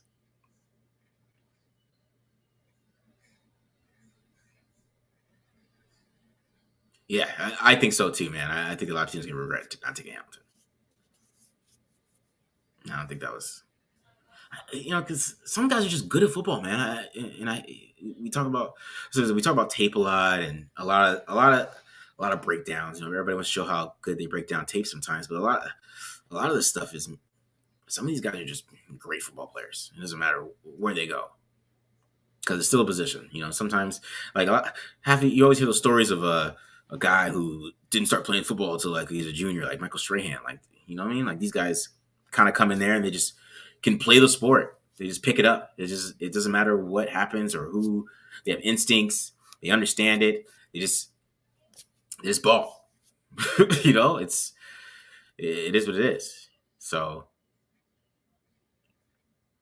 I think we kind of get into the measurements, but to me, the 4.59 thing bothered me is because Ed Reed ran a 4.57. That is normal safety time. He's a safety. Like, the safeties, like when safeties, if back in the day, if you ran a 4.5, you automatically went to safety. Like, it wasn't even like before, like the Richard Shermans and all those guys with those long arms. I mean, you ran a 4.5, you literally would be moved to safety. I mean, but now with the corners with the long arms and they're playing cover 3, they're playing more zone. You don't need as much man-to-man speed as you used to. So that's a lot of it. But yeah, man, it's just. Ojabo has, I know he said Ojabo's still learning the game, man. This thing moves too fast for me. Ojabo's still learning the game. I mean, he is. But have you seen his bend? It's nuts. That's what I'm talking about, man. That's man. And I think he's better against the run than he gets credit for. I honestly think he's a better player than he gets credit for. That's why, like, if he fell to 86 or something like that, I would have been ecstatic, because that bend, you can't teach that bend. You know what I mean? And that's why you got to do that for sure. And the QB era. Well, because the quarterback excitement of all the trades and stuff and all that stuff is really about this draft class, I think. I know we saw a little bit the year before, but this year was wild. I mean, there's just quarterbacks moving everywhere, man. You know what I mean? Like, it just didn't make any sense. It's just not a great class, man. There's nothing to get exciting about. Nothing to get excited about. Because I was gonna do like, all right, anybody who listens to ALPA, anybody listens to it, they know that I was gonna do a draft guide. I was planning it, and I started charting Matt Corral, and I couldn't do it. I couldn't do it, man. It was too much work. But I really, next year's gonna be dope. I think, because even the guy from Utah is pretty good. The guy from Utah is pretty good too next year, and of course, I'm a Bryce Young stan already, so I am stan. Nobody took Travis Jones yet. Not even that. Oh, the Bengals traded up and took Cam Taylor Britt's off the board. Wow, Cam Taylor Britt that early, huh? All right. Did have a great combine.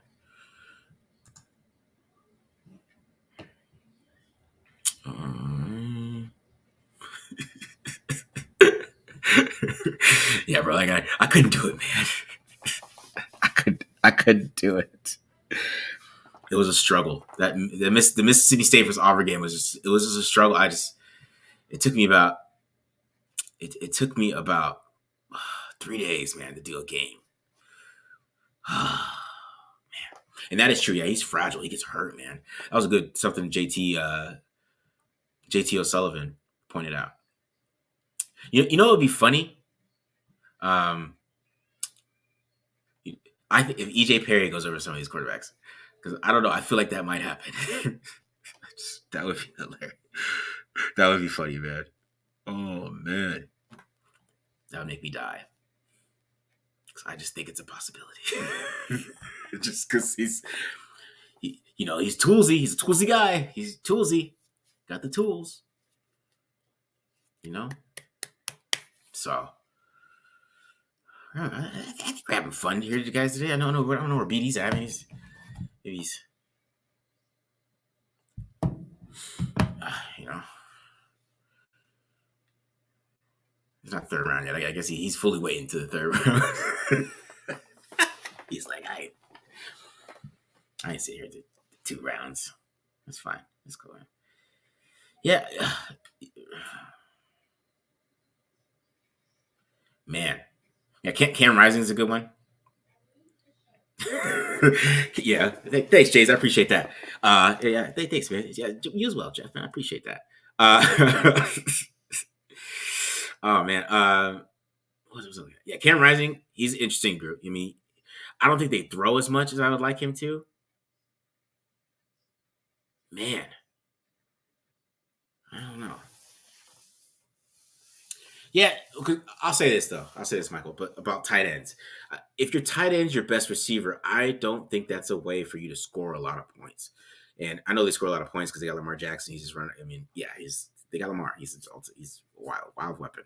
But like for like the normal team, like if you think about like who's the teams with like the great tight ends that, I mean, the Raiders, I guess. In 2019, we were all tight ends, you know? It doesn't, you need a guy outside. I'm sorry. Like, you have to have.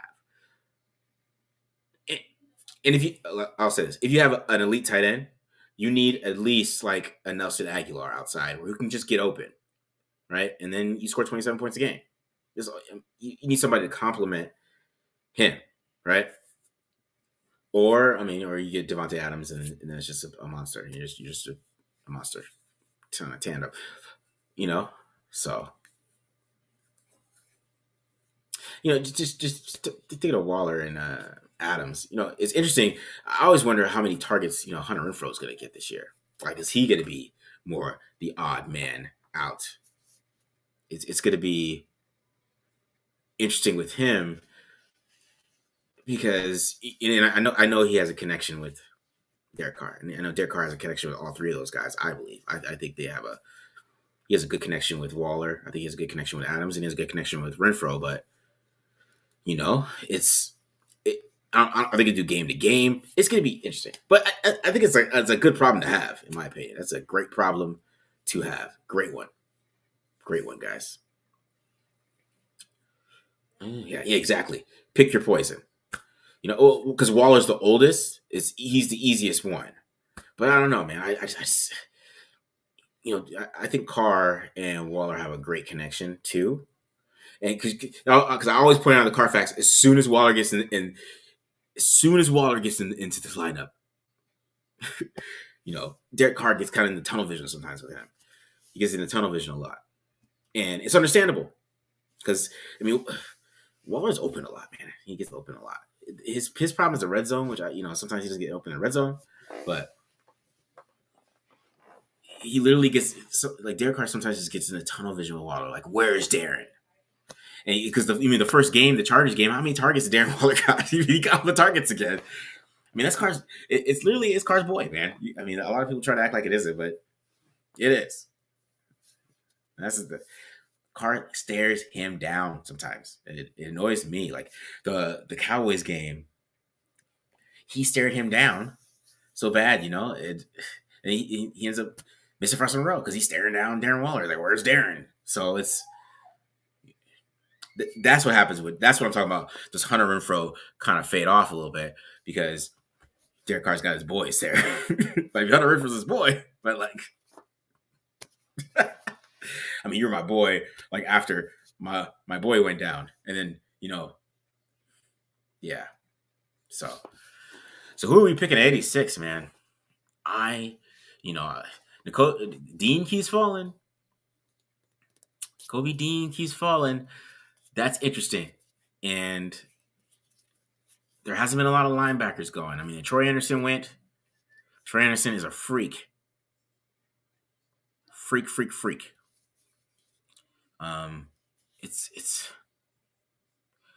Woods would be that would be a good pick. But then, that would be kind of, I always talk about tight ends, because I talk about Waller. I still don't think Waller's going to block that much, right? I don't think Waller's going to block that much, right? Since I don't think Waller's going to block that much, I think that's what they're missing. That's why everybody was so bored, and I bored everybody that day. I was like, "You're sorry, man," but like, they are looking for somebody that can block while Waller plays in the slot. That's what they're looking for, and Jelani Woods is the perfect guy to me. Because let's say that you decide to move on from Waller, then man, you could just put him in there. Yeah, you just put him in there. So it's that's what I like Foster Moreau. I do. I mean, I thought he had some higher upside than I thought. I still think he has some. He could. I feel like he's a better contested catch guy, and then he started playing and he couldn't contest the catch. It was weird. I swear he never dropped a contested catch before he actually became the starter, and then he started dropping them. And I don't know if that's maybe confidence. Because football is so mental. These guys like drop one pass, and then if you don't have the mental makeup to let it go, then you drop every single pass. So yeah, I wouldn't say outside. I would say just slot,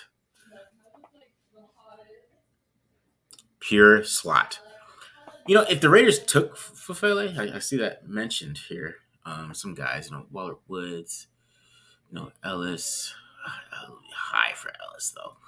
Travis Jones keeps falling. They better take Travis Jones. I'm taking Travis Jones over Jelani Woods, in my opinion. But, Fufele is somebody that I actually liked better on tape than I thought I would. So I thought he had a great game. I showed that as like I think I put him in the fourth round value. But he had a really good game against George Kalafdis. Who the Chiefs drafted in the first round. So wow, that's the running back the Bills take, huh?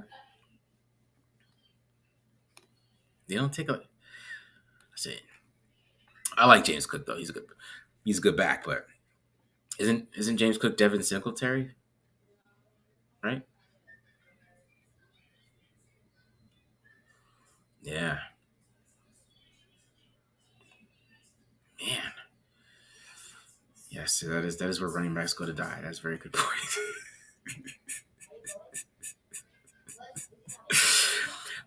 Yeah, but I know, bro, it's so long from now. You guys are right, but we're just talking, man. Just ask me questions. We got the Raiders, man. We still had a pretty good offseason, guys. Even with this draft, the reason why didn't go yesterday is because we had a good offseason. Let's keep it real. Probably one of the best offseasons we had in a minute. That has us hyped for a good season. So hey, this is the feeling of having a good offseason, I guess. Let me get some of these questions.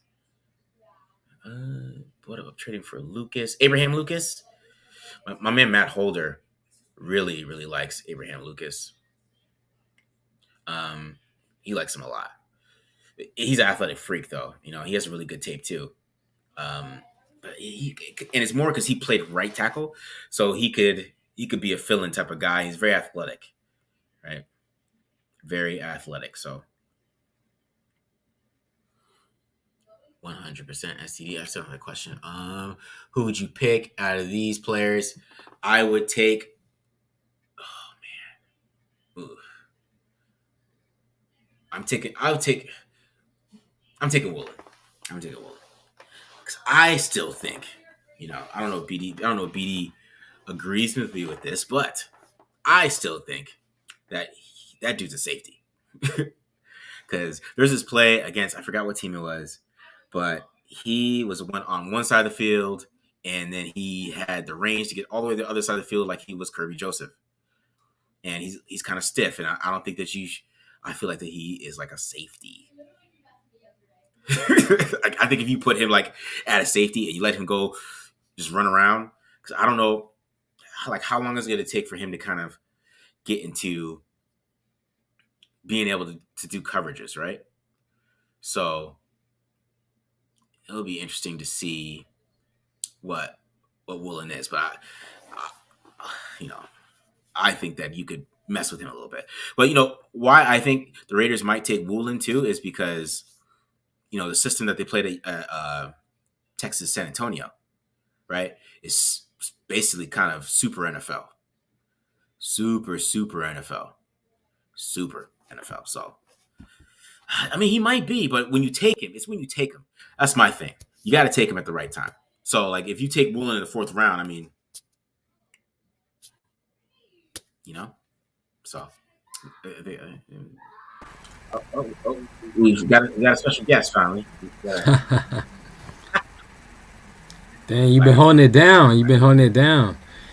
Marcus, I gotta say, man, you're a go-getter. You went from I gotta congratulate you in person. First thing, okay. Yeah. Earlier this week, my man interviewed Darren Waller, the Darren Waller. Okay, if you're a premium subscriber, I'm sure Marcus already told you. You can go and catch that the actual video of him doing the interview there. You know, but for everyone else, it's available on the podcast. We'll make sure we'll link that in the description below. So pretty cool here. But now you did a full pivot. You're answering all the fans' questions here. Like you fielded every question. Now I should go home.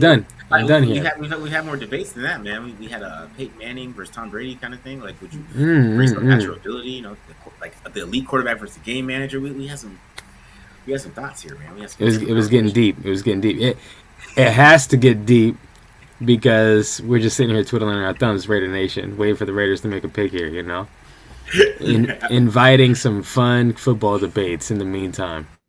Yeah, man. Sure. I mean, that's all I could do, bro. That's all we could do. Because that's hilarious. And we were talking about how this number of wide receivers going. So a lot of our board's still there, even though Fedarius Mathis is gone already. Yeah, I was just looking at that. Mathis is gone. Who else? Alec Pierce is gone. Yeah. Pascal is gone. Pascal is gone. Yeah, and you hit me up to Pascal, and look, NFL clearly there's a fit for that. Obviously, the NFL's not as done with Alec Pierce either. Chris Ballard isn't. Right. I mean, yeah, Alec Pierce, that was like obvious. What I'm shocked about is that Desmond Ridder and Malik Willis are still available. Yeah. Not even because I think they're necessarily the greatest quarterback prospects, but usually the NFL reaches on quarterbacks like here, regardless, right? Yeah, I mean, well, Malik Willis. I always talk about Malik because Malik is a baller. Like I always talk about that. Dude, that's a good ball. But is he like a real? Like, he has to learn how to play quarterback in the NFL. So and he's short. So it's the thing. It's my brother actually texted me about this. I really feel like this is a referendum against Kyler Murray and Baker Mayfield. And Malik Willis is paying for it. That's what I think. Because those two guys were the short quarterbacks that went high, right? They both went number one, right? Both short quarterbacks went number one, right? And Baker Mayfield, he didn't traded. And, Kyler Murray, he's inconsistent, right? So they are... Yeah, I mean, he had the worst quarterback performance in the playoffs by far. Yeah, exactly, right? So I think this is that. We're like, we're not okay. We tried it. We were nice to you guys. We're not doing this again. Russell Wilson had us fooled. So here's my thing about that though. Okay, the height thing is it's like over 50% of size is height, right? It's definitely a huge factor. But hold on now, Russell Wilson had like 10-inch hands, and he's got like a size double XL helmet. He's a big guy. Yeah. Just in a short stature. You know what I'm saying? He's as big as a 5'11" guy can get. You know what I'm saying? And Malik Willis, I think, is built similarly, whereas a guy like Kyler Murray, he's just little. You know? Like, you're not like a big little guy, at that point. See, and you gotta look at Russell Wilson. Russell Wilson, if he came out in 2018, he's number one pick, right? Because, I mean, he really set the wave for Baker Mayfield. Because the only reason he went in the third is because he was short. That's it. There's really no other reason to not take Russell Wilson in the first round. Because he had everything. He's accurate as all hell. He has a cannon. He's saying he has big hands.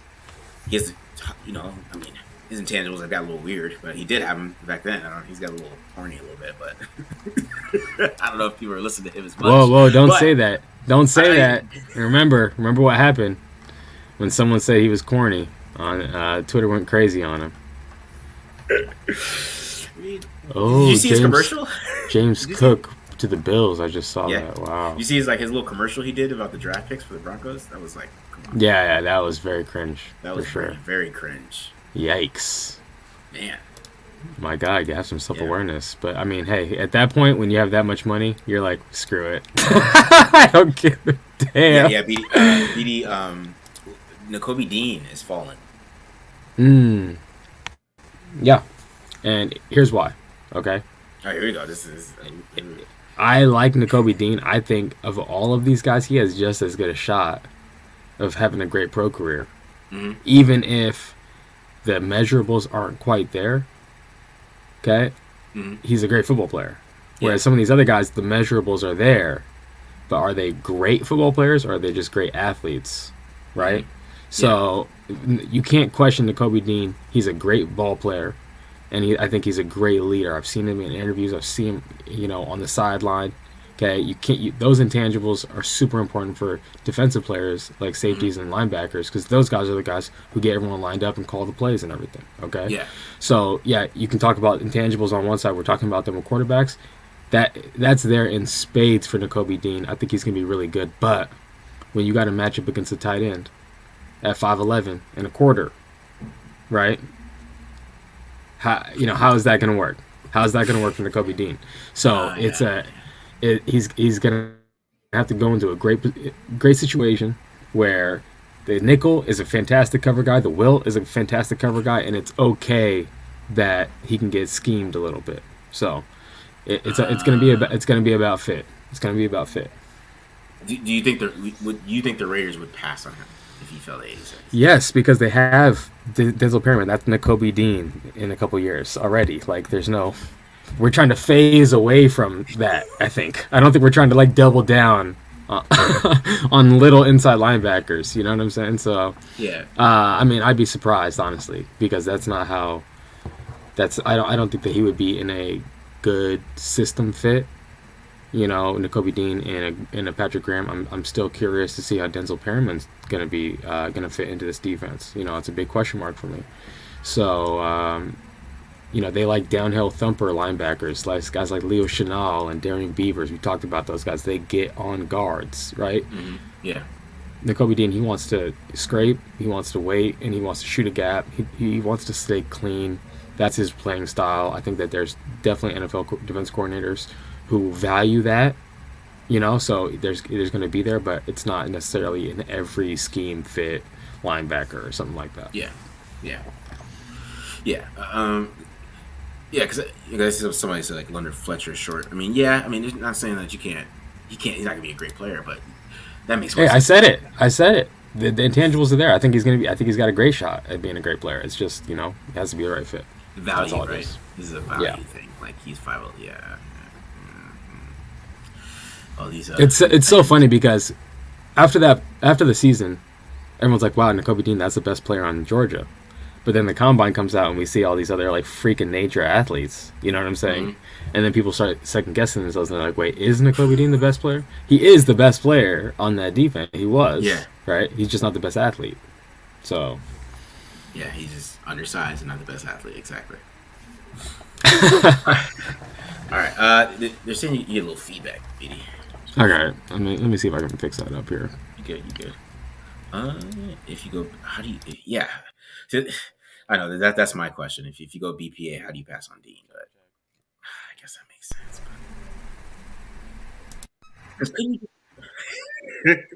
I don't know. Check.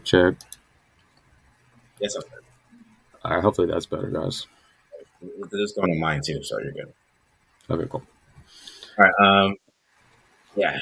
Yeah, yes, Gus Bradley would love Dean. Yes, but he has that guy already. Darius Leonard, that kind of guy, but a little bit better in coverage. Yeah, I can't believe Travis Jones is falling, bro. I can't believe it. I'm surprised too. I mean, there you go. We're adding that. That's take him. Do they have to take him? Yeah. I don't like just like if he keeps falling, they have to take it out. Like I'm at trade up point. Like, how many fifth round picks we got? Wait. I don't know, man. Two fifths and a I don't know 2023 third or something.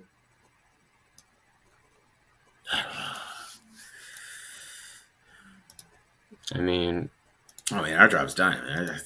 Off season, A+ off season. If Travis Jones falls to that, A+ off season.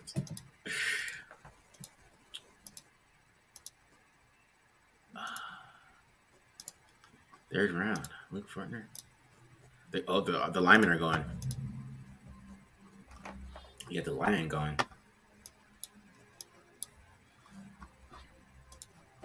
all right, let's put together a best left, not just our board, because some people are off our board. 4 guys are off our board right now, so definitely we're going to be keeping our board in mind. But let's take a look at who's available. All right, I'm going to start reading some names off to you. Obviously the quarterbacks we talked about. Malik Willis. What about Desmond Ridder? What's your thoughts on Desmond Ridder? Are one of these guys potential 86? Like the value is there. What do you think? See, I talked about Desmond Ridder, man. You take Desmond Ridder, bro. He's just such a leader. like the players gravitate to him. That's why I'm kind of a little shocked that he's still on the board, because I think people are sleeping on his intangibles. I think, and yeah, you just don't go to Cincinnati and Winkle 44-4, but. I mean, based on the tape and the film, I think he's going in the right spot. But I thought his intangibles would have him rise a little bit, but obviously, it didn't. And we're in the quarterback carousel or whatever. Everybody did all that stuff, man. I don't know. It just left a lot of where's the quarterback holes? Right? Yeah, that definitely has, I think, a lot to play a big part. Where's the holes? I mean, in Carolina, sitting here thinking maybe Baker Mayfield's a better option than either of these guys, clearly. Yeah. Which would be true because he's proven. I mean, you right. saw him win before, right? Right. But, man. You don't have to get him. I mean, Malik Willis is a project. That is a project. Malik Willis, you have to teach him how to play quarterback. Yeah. Literally. I mean, just the jump from Liberty to the NFL, come on. See, yeah, I'm sure Willis is about to go pretty quick here. I'm sure, right in the third round. I think Ridder and Willis are gonna go. If I could pick, there's Cleveland. I wouldn't be. That's not crazy. It's not crazy. He has that problem, and then Titans. Titans. Oh, okay. Yeah, why not? That could be it. Desmond Ridder, have him play with his idol. Which I still think is hilarious. It's probably why he fell, because he said that. He should have said that. Okay. The scouts were like, "You look up to who?" Ryan Tannehill. Yeah, that's hilarious. They're like, "Who? Who is it?" Wow. Yeah, he's just, I'm a little shocked. But Willis, I thought Willis would go the second round at least. I mean, he's got a lot of talent, and his tape isn't terrible. It's not like he just has a lot of. He just hasn't ran out NFL offense. You have to fix his mechanics, and he's older, and he's short. That's why he didn't go first round. But second round. I thought he was like equal to Jalen Hurts as a prospect. Jalen Hurts went second round. I thought that was a little interesting. Okay. All right. He didn't go. I think Dean. Yeah, I mean, Michael Riley's telling us Albert Breer report. He's got some. His knee came back bad. That's definitely a possibility there. I mean, of all the positions, quarterback is best to have like a. Not a great knee. You can get through that a little bit better. But if they think his game is predicated on running around, maybe not. I think it's about Nakobe Dean, bro. Oh, Nakobe Dean's knee. Oh, okay. Yeah, he's about Nakobe Dean, though. Yeah. It's an injury. Okay, I see. Earlier comment. Okay, my bad, Mike Riley. Appreciate it, bro. So, I mean, yeah, injuries also. Sometimes these guys fall. Maybe Travis Jones is falling because he's got an injury. Who knows? Remember Maurice Hurst? Come on, he was supposed to be a first-round draft pick, and he went all the way down to the 5th, which turned out to be better value for him. Yeah, clearly. That's true. I didn't think about it. Let's see. Okay, anyone else that you want to talk about that's available? Let me run down some names for you. Talked about quarterbacks, Nakobe Dean. We got CBS Sports says Darian Kennard is up there, best available. That's a guy that you talked about. Yeah, I really like Darian Kennard. I will say, if the Raiders take quarterback, I still think they're eyeing EJ Perry over anybody. Because Browns got my guy Martin Emerson. Oh, they took Martin Emerson. Oh, I'm sick. I was really hoping he'd be there at 86. I was crossing my fingers on that one. Raiders got to trade up now for Kirby Joseph. I'm calling it out right now. Kirby Joseph is still there. You're going up against Patrick Mahomes. Okay, you're going up against Justin Herbert. We got to get some ball hawk safeties out there, man. Martin Emerson, that was my cornerback 5. I liked him better than quite a few names that have gone so far. I think that's incredible value right there in the 3rd round. That's where guys, a guy like James Bradbury, I believe, is the 3rd round pick, and he has a very similar profile to him. I'm really super high on Martin Emerson. Too bad that he went. So he's another guy that's off of our big board. That's our fifth name off the big board right now, Martin Emerson. Darian Beavers. Yeah. So. Darian Beavers just got drafted? No. He's there. Yeah, the linebackers aren't going at all, bro. That's the thing. Yeah, they're not. Leo Chenal. Yeah. Cade Mays, your guy Cade Mays didn't go. Yeah, he hasn't gone yet either. I don't know about these other tackles over him. I don't know. Some of them, I don't know about that. I don't know about it, but I'm not a full tackle breakdown. See some James Cook, impact fantasy player. I would stash him. That's what I would do. I'm not a fantasy expert though, but I would stash him for like week 10 or something. Yeah, James Cook. Yeah. Yeah, I would stash him. I watched him play a couple games when I was scouting defensive backs, and I kept on going like, "Oh man, that George running back is good." Yeah. So, yeah, fan of him for sure. All right, I'm gonna update our big board here. Who do you got higher, Malik Willis or Desmond Ridder? I'm higher on Ridder, but I mean, they're my quarterbacks 1 and 2. So, wow, yeah. But I thought I knew Pickett was going to go 1st round because everybody was like, "Oh, he's safe" or whatever. Which I don't know if that's true. I don't know. Like, is he safe? Is that safe? Is 8.5-inch hands? I don't know. That's not safe to me.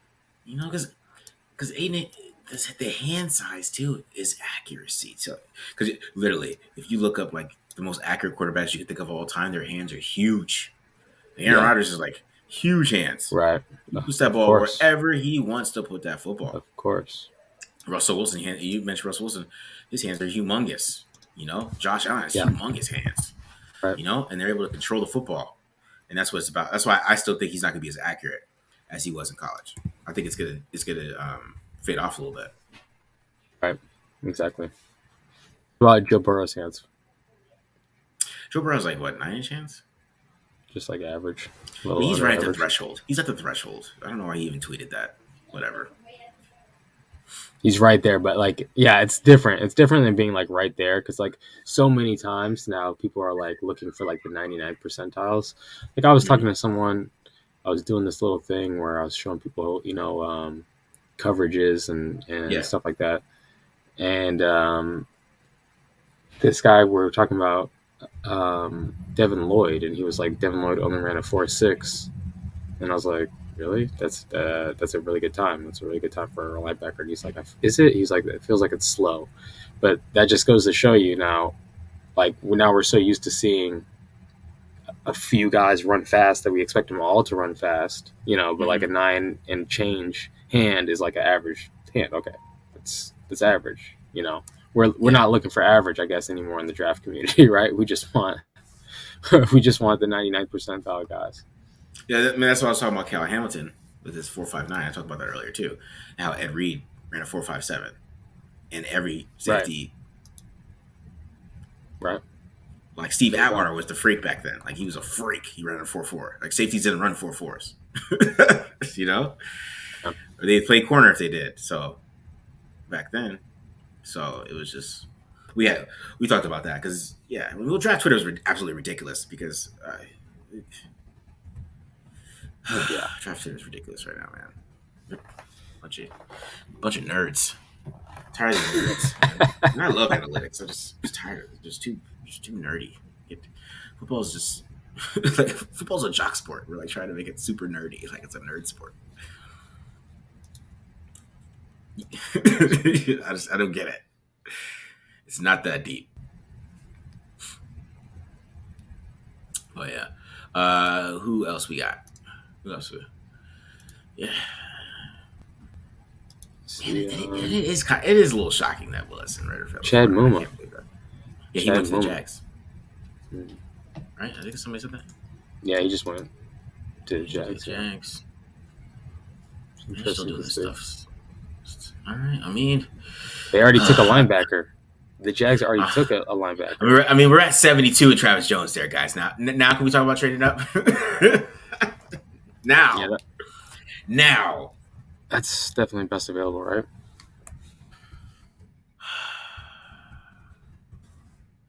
Now we start trading up, man.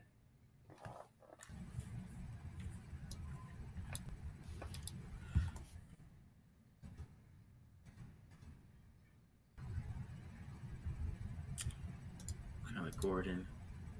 Man, Kyler was salty, bro. He was upset. He's like, I'm better than Trent, bro. Why'd I go? Why'd he go first? I think he actually did a prospect. He was salty, man. Man, was he salty. He was mad. Couldn't believe he didn't even cry or anything. He was just like, man, this is why am I still here?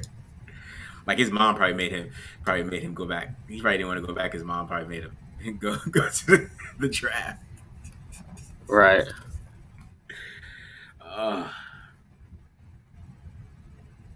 Who took Felix? The Bears took Felix Jones, really? No, they didn't. You're lying. Velus Jones? I guess every wide receiver is gone, so I guess they're left a wide receiver 20. You watched him? He says 20 wide receivers. I mean, he's like 26. He's got like 3 years left. What? Yeah, but he's got like 3 years left, man. He's really fast. He's a fast guy. They probably think he has some speed. Here I want to talk about my guy, or your guy. You told me about Montana State linebacker. Troy Anderson. Yeah. Troy Anderson. Yeah. Hey, I look before the other show guys. I was like, what about Troy Anderson? Marcus was like, nah, small school guy. Man, I never saw any of those clips of him playing on offense that they were showing on the ESPN broadcast. That guy's a beast. That guy's a beast. I like that guy. Well, I watched his 2019 tape. That's what I was telling you. Like he looked like a big. He was playing in the slot, bro. He was playing slot receiver. He was playing slot corner at 240 pounds. Yeah, that's crazy. Oh, man, I just feel like they should trade up because somebody's gonna trade Travis Jones. And it's gonna be like we're getting to the smart people. We got to trade up in front of the smart guys because we got Chris Ballard. I mean, John Snyder. He's not considered smart because we all hate Pete Carroll because he doesn't like Russell Wilson or whatever or something. And then at the Colts twice. Man, they got to trade up, bro. Unless they know something that we don't know, which is possible. Right. I mean, there's clearly something with Travis Jones right now at this point. You know what I'm saying? Mm-hmm.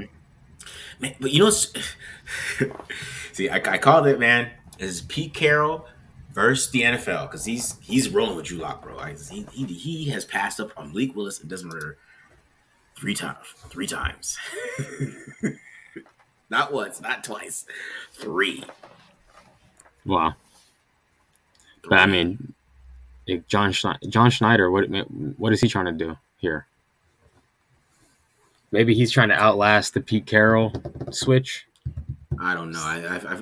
I feel like Pete Carroll is making a statement. He's trying to make a statement to Russell Wilson as well. To Russell Wilson, yeah. It's to Russell Wilson too. Mm. He's letting him know I can do it again. I'm gonna do it with Drew Lock.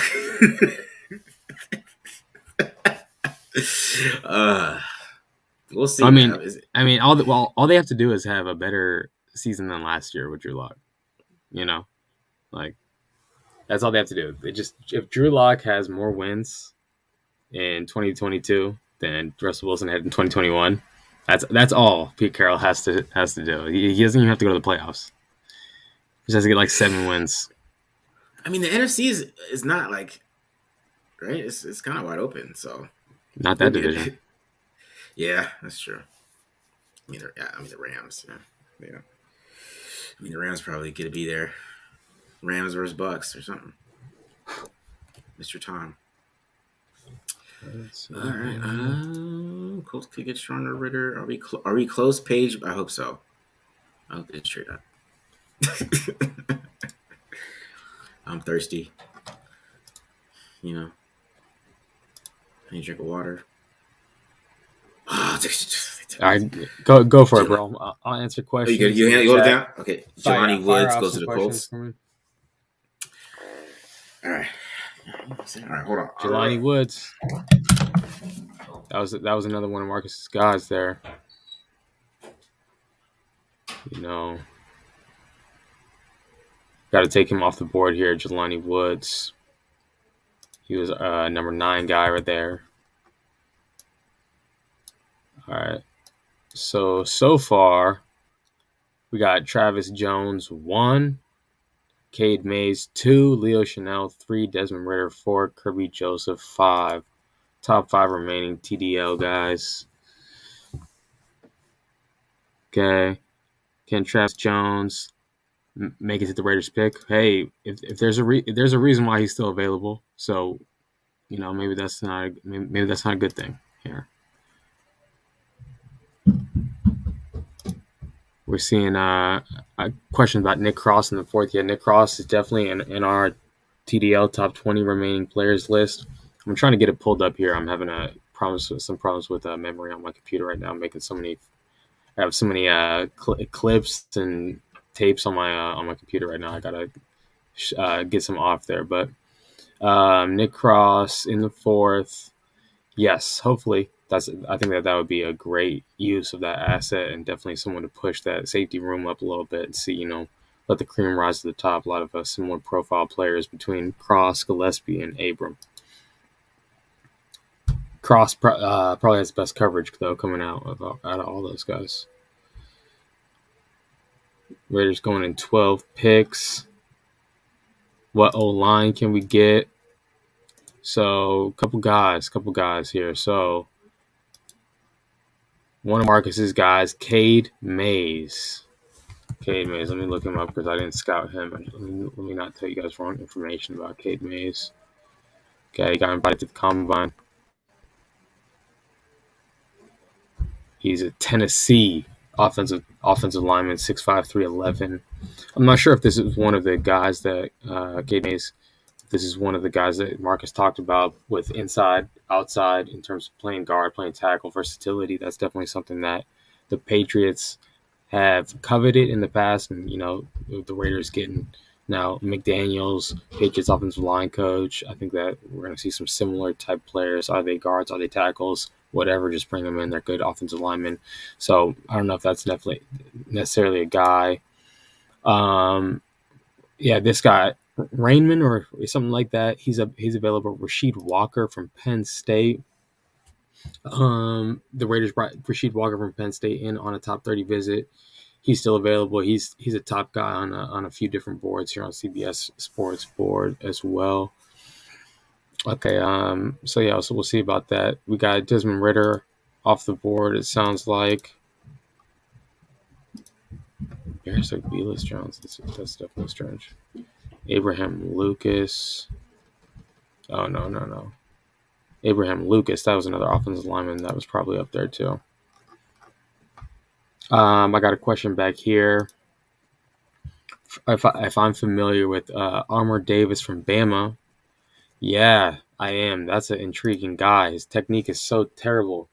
It's trash, but he's like effortless mover. I mean, if Sauce Gardner wasn't such a freak, I mean that Armour Davis from Alabama has as much upside as any corner in the draft. I mean, fantastic movement skills, just effortless for him to stay on top of the receiver, even when he gets beat off the line or, his pad level is up so high, so his transitions aren't great all the time.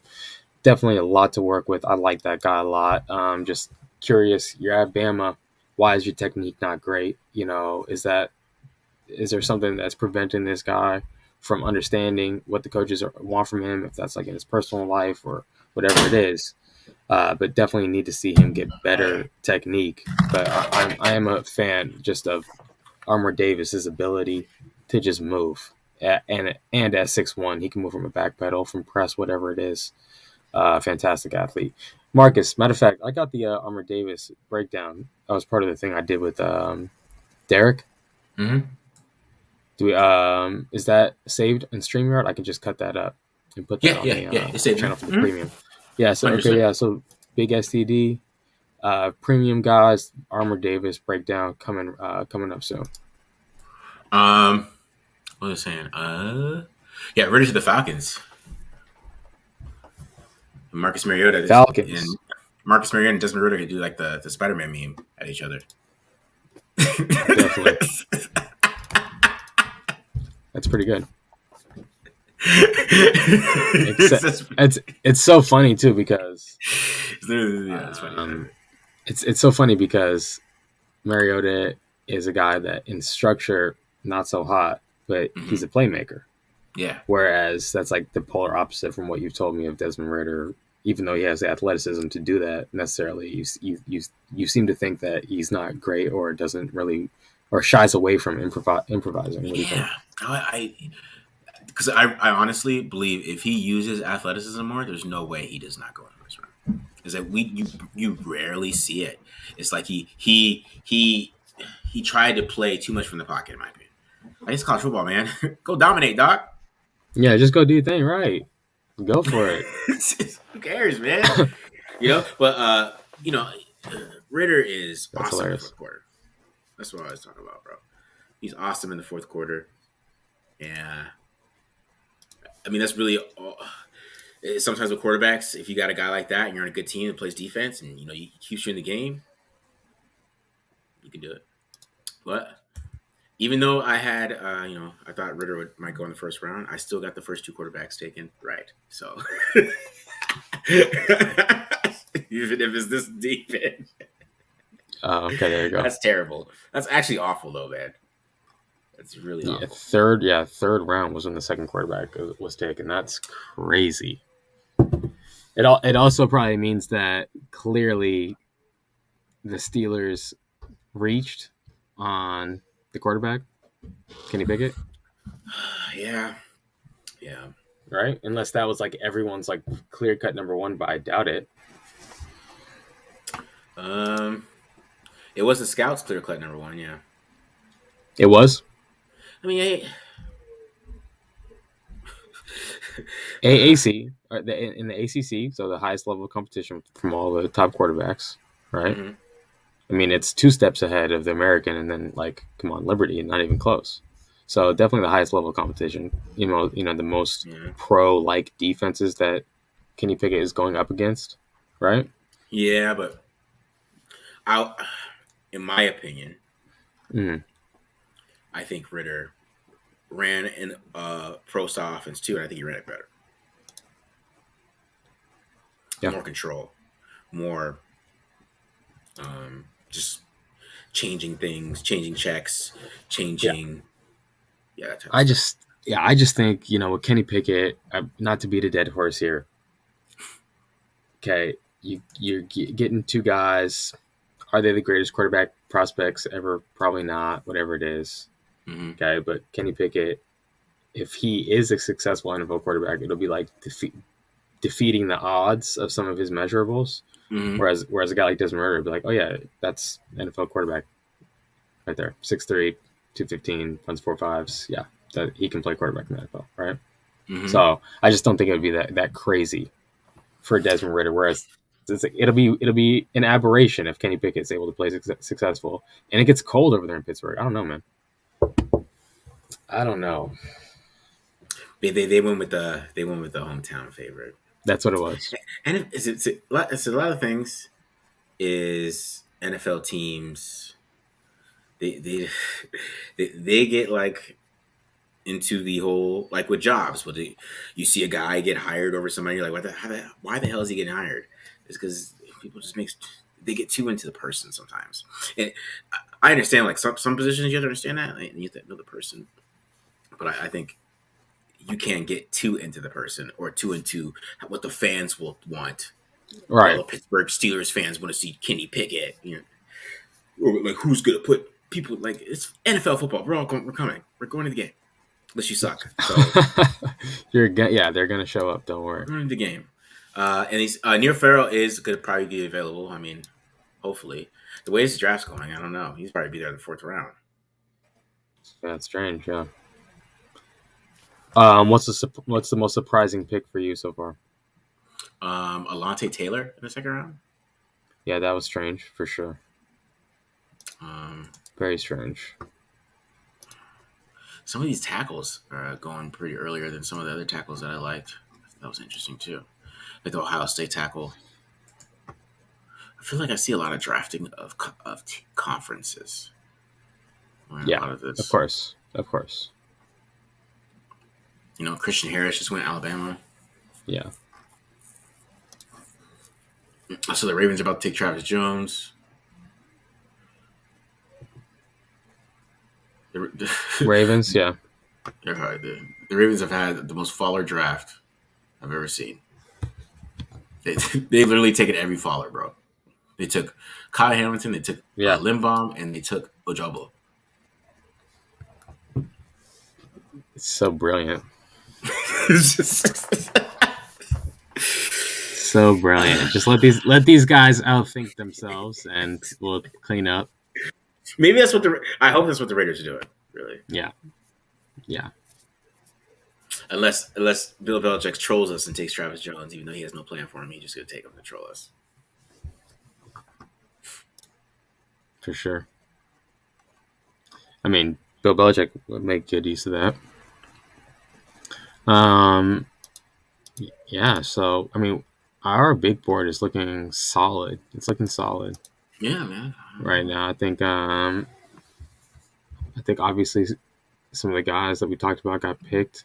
But when you look at a guy like Jelani Woods and you break down how big he is and how he can move, it's like, okay, yeah, that's a guy that's going to get picked up pretty high probably. So we still got. Let me go through your tight ends. We still have Isaiah Likely. Mm-hmm. We got Jeremy Ruckert. Jake Ferguson. Yeah. And is there another one? No, I think that's it. Yeah. I really like Ruckert. But I thought Ruckert would go, because Ruckert's a good route runner. He's a pass catcher. I mean, he can block pretty good, but he's more of a pass catcher. He's a good route runner. He beat corners and stuff like that. So he's more of a pass catcher, than blocker. Now, I knew Trey McBride was gonna be the first tight on the board because that dude's tape is crazy. He's gonna be a bad tight end. That's a bad boy. Just him blocking, bro. Like, he's pancaking people like crazy, and then he would line up outside and just whoop corners' butts, like outside, like outside the numbers. Right. Crazy. I forgot the DT from UCLA. He's a good player. He is. It's just the DTs is just not very exciting. So, Right. Who the Ravens taking? That been announced? Travis Jones Probably. or Kirby Joseph. Huh? Please just. You saw the thing where Hollywood Brown wanted to. He requested a trade out of Baltimore. Yes. Yeah. Well, he got traded. He got traded, yeah, but he requested it. So we had the worst beat writers. Why? I swear to God. These guys they probably fell asleep. Who took Travis Jones? Oh, they did. Damn it. That's why you got to trade up ahead of them. Wow. They got arguably 4 first-round talents. Definitely 4 top 50 talents. Wow.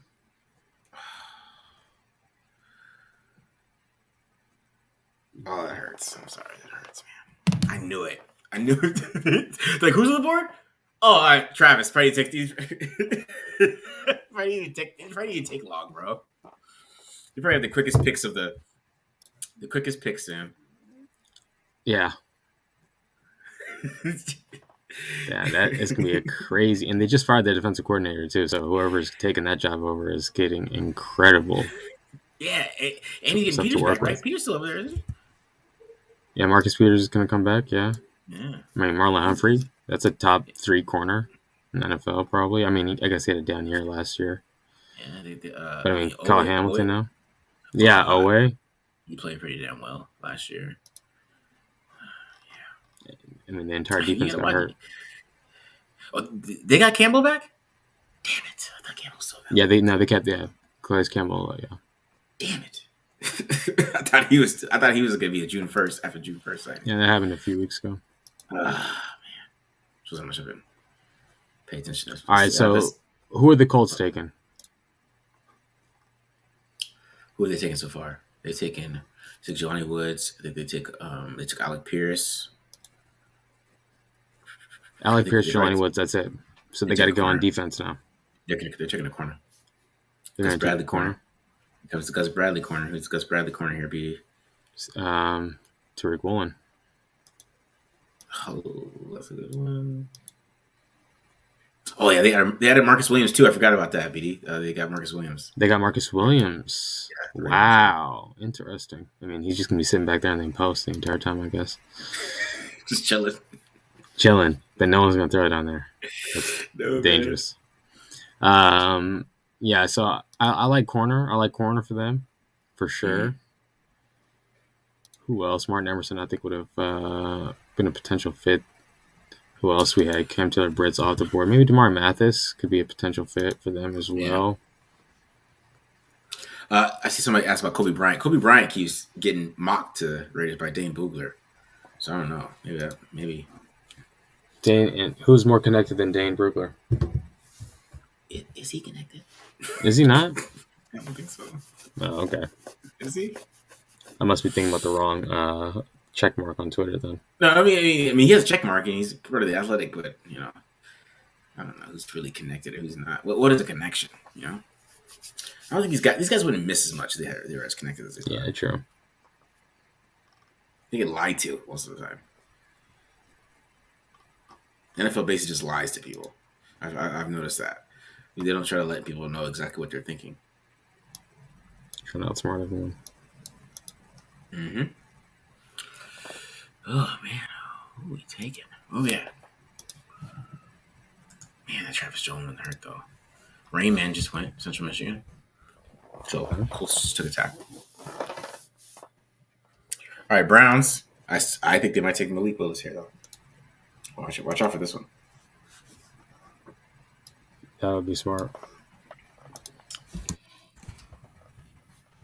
The Giants, too, could take Malik Willis. That'd be really smart. I think the Giants had a great draft so far.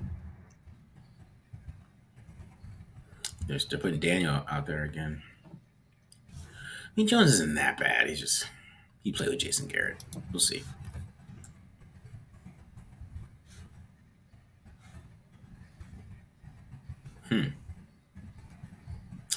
Oh man, this is taking way too long for me. I hear it in your voice. You're getting the second round was long. Like that was. Yeah, it was what long. the hell is going on? Yeah, I mean that's when you said you were gonna do the second round. I was like, what, bro? Like, you got it was that long, I waited to pick 46 to start. We've been doing this and they stayed in pick. Yeah. they waited on pick 46 for a minute because I swear I was told it was pick 48 like 30 minutes after I started the stream. Right. I was like, what the hell are we doing? By the way, Cade Mays, I talked about him in the some questions we had. Yeah. Cade Mays is a tackle, right? And guard. Tackle and guard, yeah. Okay, so did Kennard. Kennard does both. Okay. So if I see Daniel Falele, I mean, I would say they're looking for versatile guys at the O line. I feel like that's like a theme with them. I mean, because like I say a win, yeah. Okay, Alex Wright, defensive end, just went to the Browns. Okay, so Darren Kennard is as well. I mean, is Deshaun going to be there 10 years? We don't know. Not sure you about that. All right, I'm not that sure. All right, JT Woods? Oh, wow. That's early for him.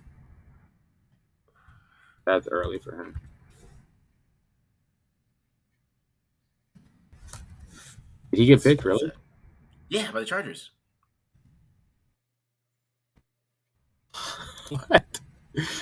What?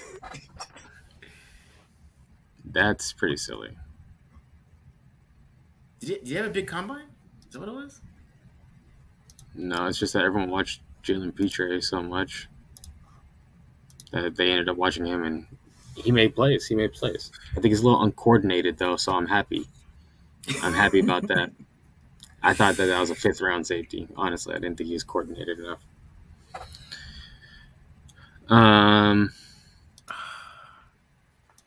You've got so many female listeners lately, man.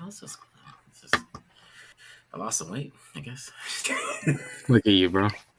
That's hilarious. That's dope, though. I like that. I like that. That's dope. We need more, I feel like. Yeah, I mean, look, tell everyone. Yeah, what's dope? We'll take all the listeners. Exactly. The big board. How's the big board looking? It looks pretty good. It looks all right, man. Looks all right. All right, man. I think we're in a position we're going to get a good player, I think. I still think we're going to get a player. There's a lot of good players left, dude, to be honest, that I thought would go a lot higher. I think the wide receiver run,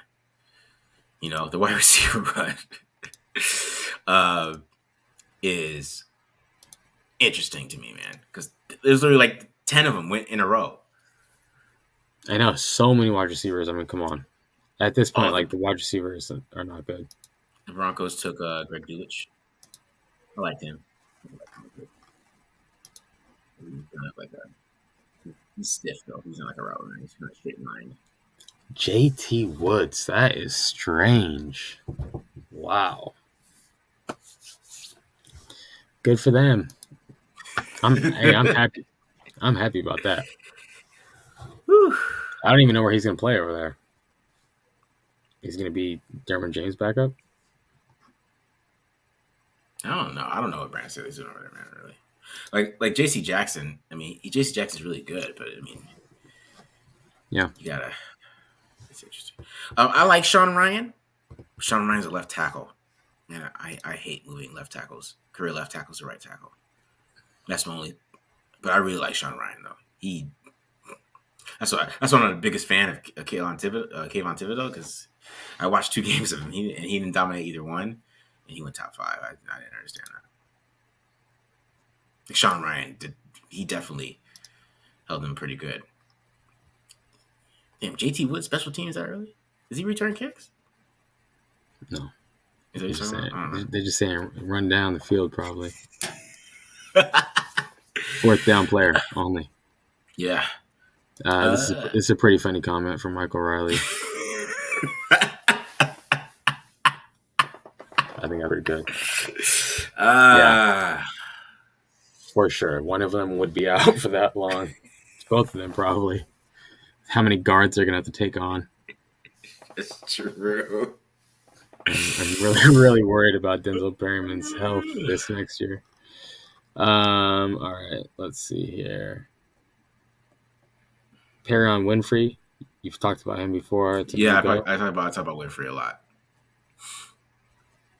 I mean, if they take Winfrey, they must have done their homework. That's all I know. If they take him, they've done their homework. Yeah.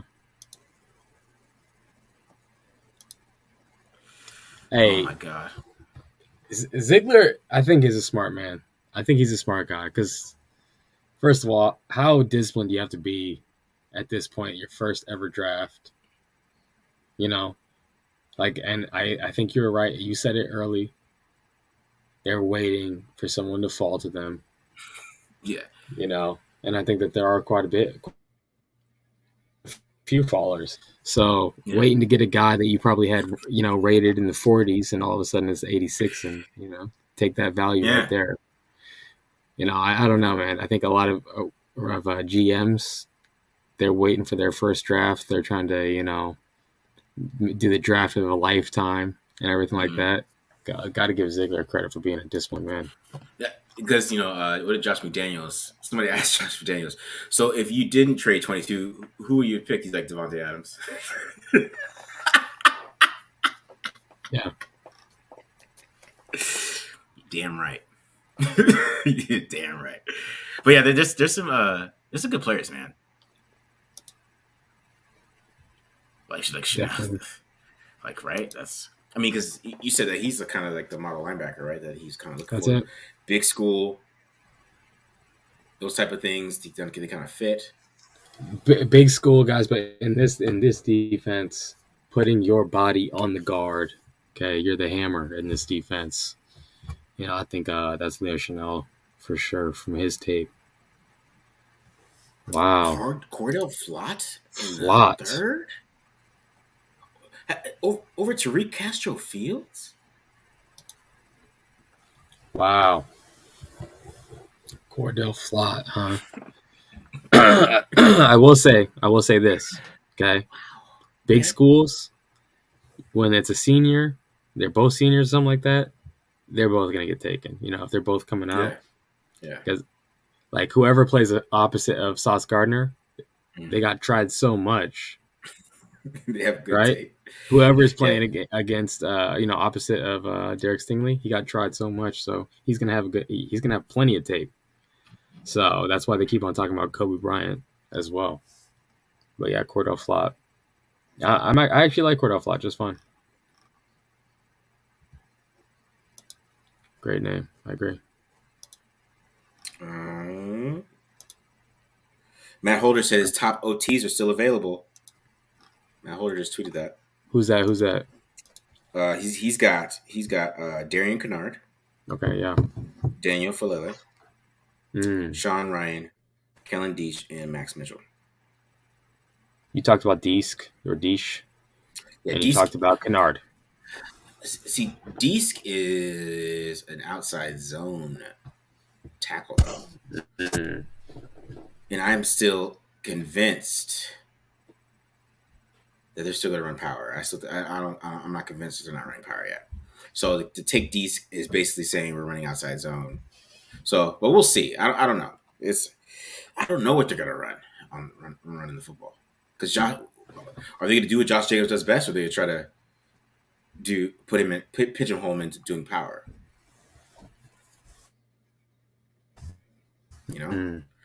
D'Angelo Malone. Yeah, I don't think they're going to do that. Either outside zone, wide zone. There's all these random names coming up right now. I don't know anything about. No, I don't even know about D'Angelo Malone. Who's D'Angelo Malone? You should have brought Matt in this show, man, because I don't know I don't who even know D'Angelo that. Malone is. Yes.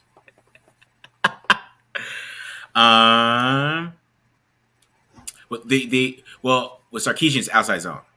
So, I mean, Jacobs is an outside zone, wide zone running back. That's what he is. 100%. Yes. That's what he does best. His rookie year, that's all they did. Literally. So, and he doesn't run power that well. He's getting better at it. I'll give him that. He's got better at it, but it's not something that he's special at.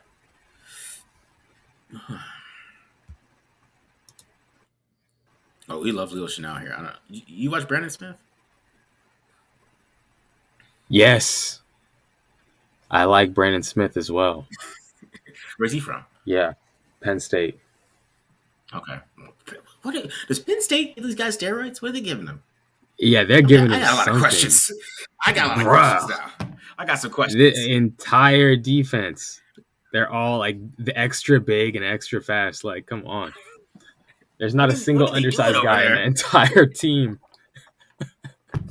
What are they doing over there? Darn, how do man. the whole and then I question James Franklin, because like, how do you have a team faster than Ohio State and you're still losing? Right. I know why. Because you let Will Levis leave and you kept Sean and Clifford. That makes sense to me. Yeah, stupid. Who is the? It's linebacker you, but it's not quarterback you. That's for damn sure. Okay, if it was, they'd be winning national championships left and right because they got great talent. That's LSU's problem. The first time they got a good quarterback, Joe Burrow, they won a national championship. Come on. Transfer, not even a guy who wanted to go there in the first place. Yeah. Okay. Oh man, that is wild. Because I think what's the first safety off the board? Well, okay, there's two safeties went in the first round. The third one was Brister. No, three. No.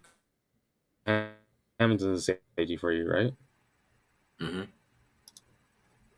Oh yeah, it's. And then it was Daxton Hill. Oh, the Raiders about to pick. Here we go. Are the Raiders about to Daxton Hill. We're getting close. And then Lewis Side. We're getting closer, guys. Here we go. We're getting closer. We're creeping up. Daxton Hill, then Lewis Side. Those are the three. They were all first rounders. Okay. And then Petre was the fourth.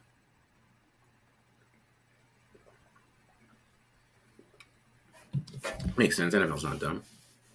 That's a lot of safeties in the first round, man. Brian Cook also got picked. He went to the Chiefs. Is a safety league, man? It's a safety league. Turning into it. It's too high league. I think I can't wait till the NFL starts running the ball, though. I can't wait. Yeah. Same with Jonathan Abram. What? Jonathan Abram can't wait for them to start running the ball too. Are you kidding me? I'm sure you can't. a lot of safeties can't. All the backup, the guys are fighting for their life to stay on the team. They're just like, just run the ball again, please. I was built for that. They're playing too high. They got these little linebackers. What is this? What is this? Yeah, I know. Okay, I think it's gonna happen though. Nakobe Dean, Eagles. Oh, the Eagles took him. Good for. Well, I'm glad he's not on arrival, honestly, because if his knee works even for like just 5 or 6 years, I think he's gonna be really good, man. He's a stud. He's a stud. He's so smart. I think he's gonna have like the same year that if he's healthy, the same year Denzel Perryman had last year, he's gonna have something similar to that as in his rookie year. Wow. I mean, he's great on tape. He's great on tape. Man, Malik Willis really falling this far? God damn. This is crazy. Now, I mean, Malik Willis, he's interesting, man. I still think like his press conferences were, they're a little abrasive. Yeah. Oh, why? I mean, they weren't abrasive. He's just. I try to say this. I can't say what I think about that one. I'll be in trouble. So. let's just say I'll just say he's black. Let's just say that he's not like Russell Wilson. You know, he's that's a lot of it. I think that's a little bit. People they don't think that's you don't think that they want the professional. They want the professional. Yeah, right. they want a more Deshaun Watson. I mean, that's what Deshaun Watson keeps getting away with it because he's like the, Mr. You can pull it off. Acceptable guy. He's acceptable, dude. Malik was more like, I'm going to be like completely, it's like Lamar Jackson. The NFL was scared of Lamar Jackson because he was like, I'm myself, and he's like trying to conform to whatever you try to tell him he is. And that scared the hell out of them. Still does. The Ravens are, he's his own agent, right? Isn't he his own agent? I don't know. Ravens are scared as hell of him. It's so good that he didn't sign that contract extension before all these quarterbacks got paid. He made himself easy $5-6 million a year extra. Oh shit, we got cam girls in here now. Oh shit, yeah, we got cam girls. We're getting popular.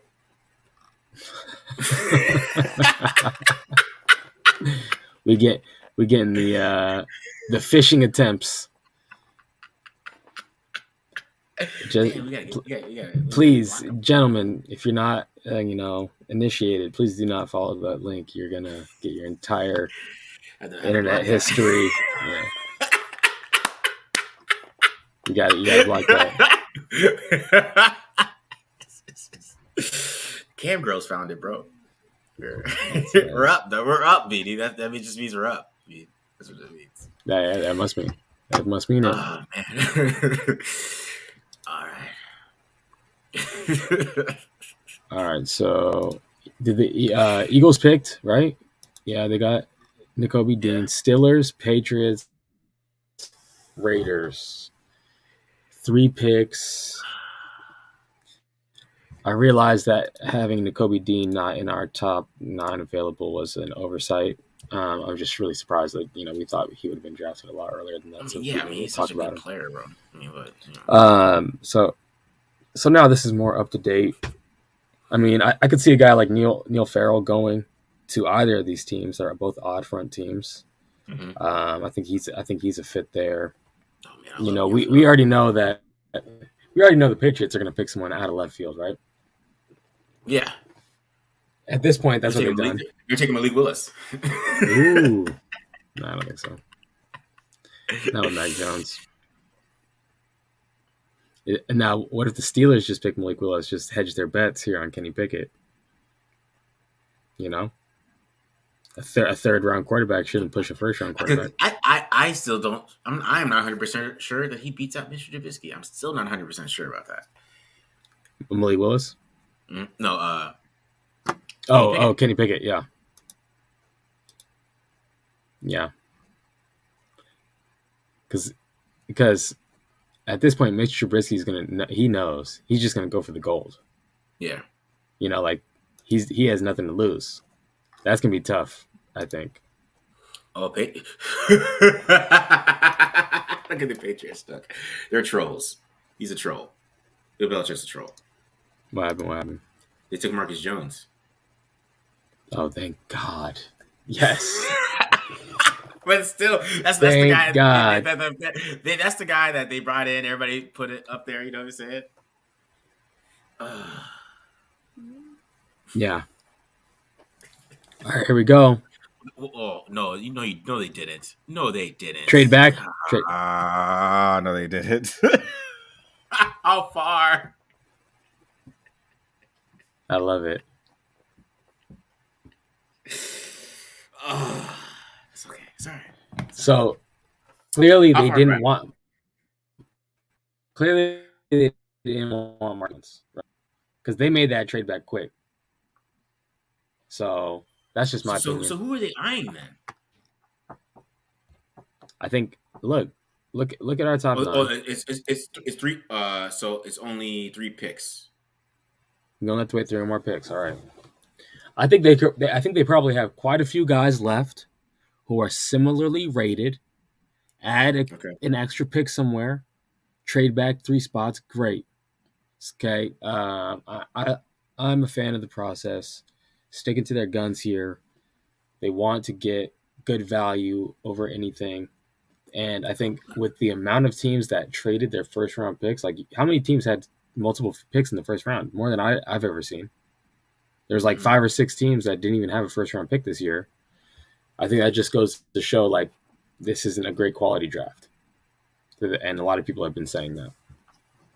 So now they have 3 5th-round picks. So basically they're like, well, since everybody's falling here, why don't we just get another 5th rounder? You know, because they probably, because where's Darian Beavers going at this point, right? Right.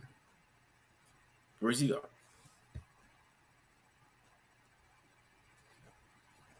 I'm surprised to see Chad Muma get picked ahead of Leo Chenal.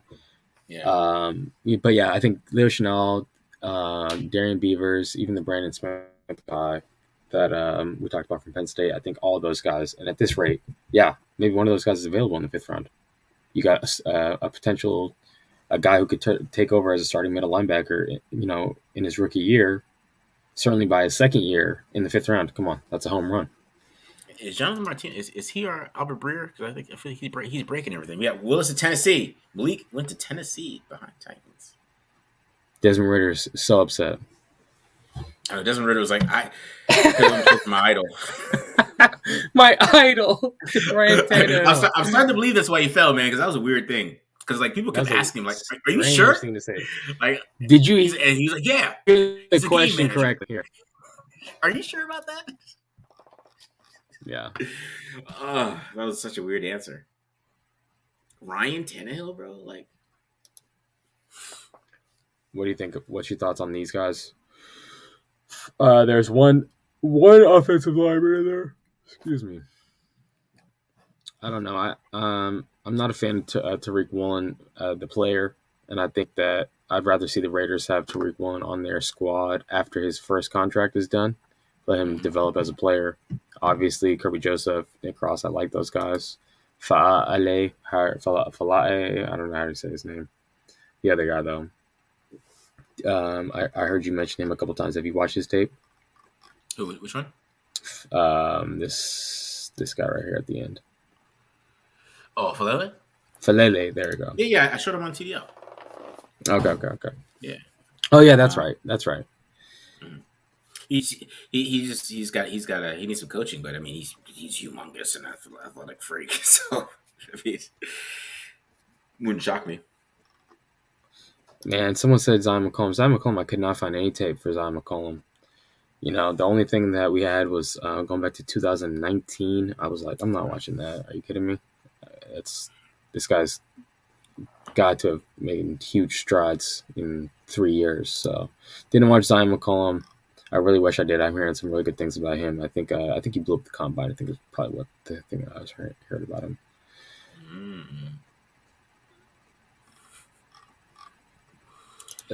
They said Falele, the Samoan trim run. I like that. I think we're saying somebody says Farlele. Is it Farlele? Is it that's tough, man. We definitely have guys names misspelled. Here, let me take Malik Willis off of here. I would buy the 30 straight back. It's like, damn, bro. I've been on this tree forever. I was like, God damn. All right, let's go. Struggle. Yeah.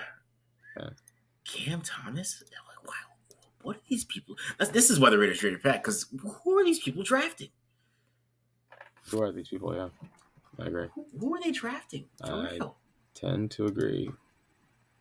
So the Titans really traded up to draft Malik Willis? Wow. I didn't even believe if Bill Belichick likes Marcus Jones. I think he just knew that the Raiders were looking at Marcus Jones, and he took him. I don't like why did he take the guy that was like rumored to the Raiders forever. He just took the guy right in front of them. He's salty that everybody left. Left him to call the offensive plays. For sure. You know he's the offensive coordinator this year, right? Oh, really interesting. Yeah, he's calling offensive plays. Hey, I wouldn't put it past him. I mean, he knows the offense, but I mean, that's a lot.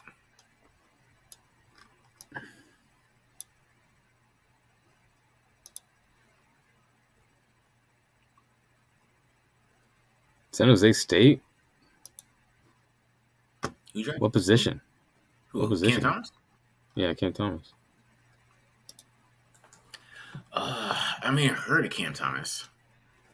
I forgot. This thing's behind.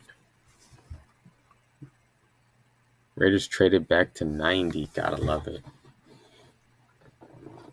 Man. Oh, Cam Thomas. Okay. The defensive end. That's what it is. Okay. I guess that makes sense. Oh, San Diego State. Yeah, okay. That makes more sense. I guess. It's just over some of these other players that, you would think.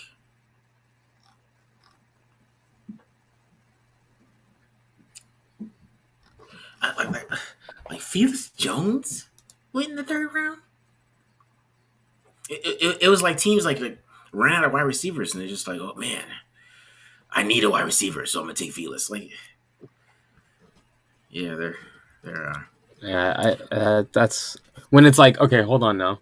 The second best quarterback is available, or the 8th best, 10th best wide receiver. Come on.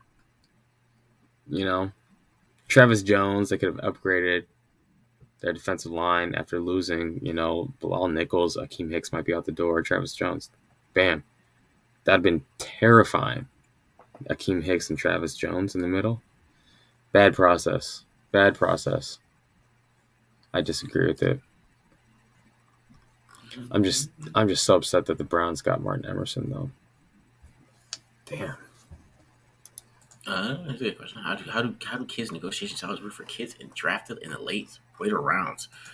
Well, I would say like what it depends. Like, they usually don't make around they make what $500K because Dak Prescott, his contract before he got his big contract, he was going to make $500,000 that year.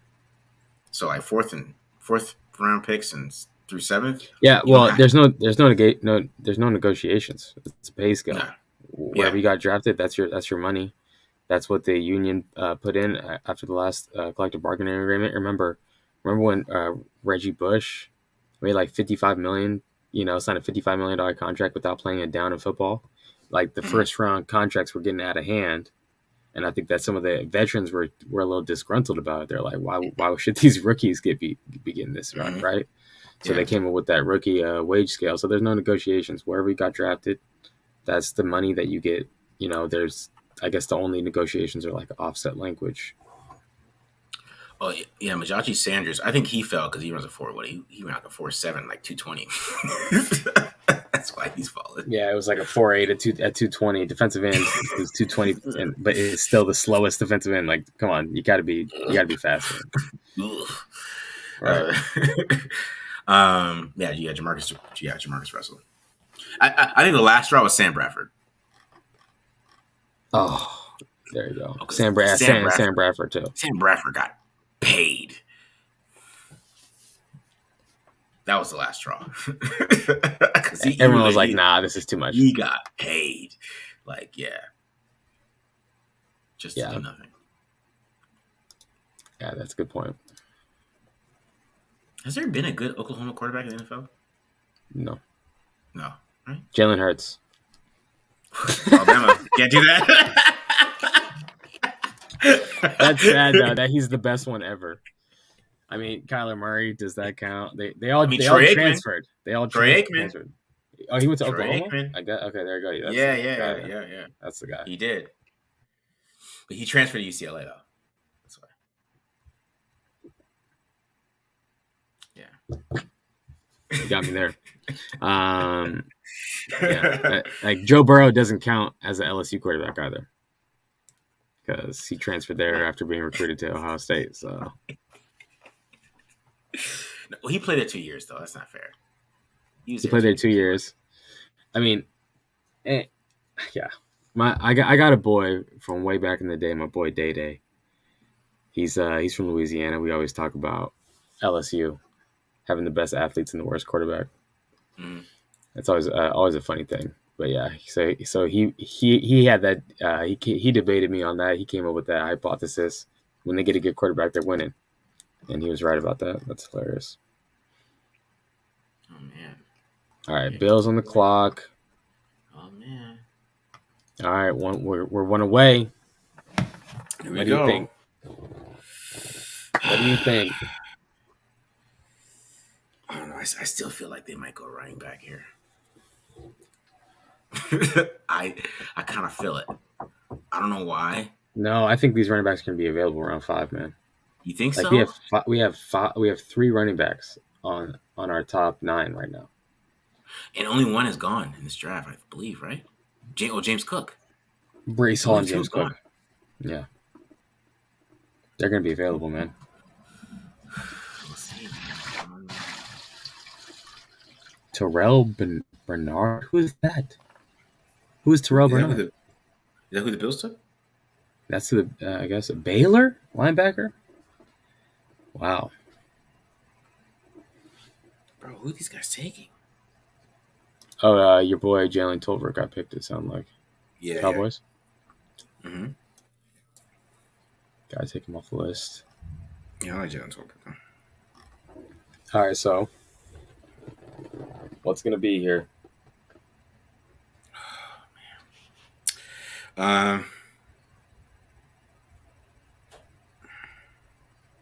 Because there's so many guys on the board, man. It's just like, wow. I was not expecting this many guys to be left, to be honest. Yeah. It's kind of wild. Like, it's like, where do they go? I mean, they really could go anywhere. They can go running back, they can go tackle, they can go guard, they could go defense tackle, they could go wide receiver. I mean, probably not wide receiver because they're probably all gone. And you don't want to take anybody like right here. I don't believe, in my opinion, that are left. No, Ezukanma? Nah, it's way too high for me. But Felix Jones went third. So who knows? Who knows? Yeah. Justin Ross too, but I mean, gosh.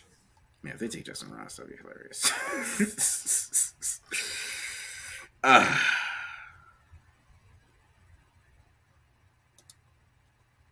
What's gonna be, man? Come on, Kirby Joseph. Come on down. Who is it gonna be? Terrell. How did Terrell Bernard go? That's a lot. What's up with Baylor? Somebody got some connections to Baylor. A lot of the Baylor guys. Yeah, Aranda. Dave Aranda. He's one of the best defensive coaches in all of football. Yeah. I mean, their scheme is probably more complicated than a few NFL schemes. Like, they're coming in ready to go. They're gonna have no issue. So that's probably why Staley took JT Woods then, so he could pick up all their concept, their complex schemes. They definitely will be on like the same boat in terms of terminology. Yeah.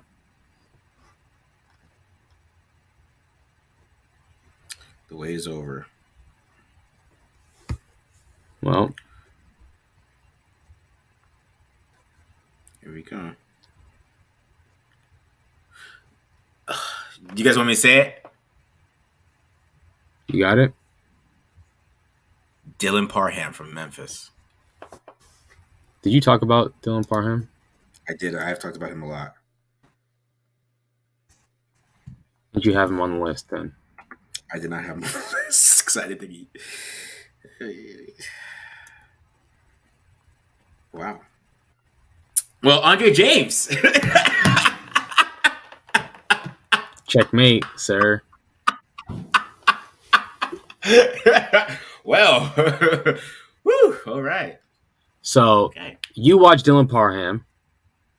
Well, definitely. Did you do a breakdown of Dylan Parham? Is that one of the? I did not do a breakdown of Dylan, but I've mentioned him a lot. I mentioned him a lot on the radio. I mentioned him a lot. Okay. Wow. Okay. So, this is a power gap Memphis runs power. Blocking Memphis is a power team. They don't run zone. They're a power team. But he's a good center, man. He's a good center. That's a good center, dude. That's not like it's like no joke. It's just he could play center. Like he's versatile. So I see Aubrey Carm talking about he could play guard, right? But he could do both. So I really like this pick. I really like this. I don't know why, but I like it. I like it. Yeah. This is good. Get us a damn center, like a real one. Thank you.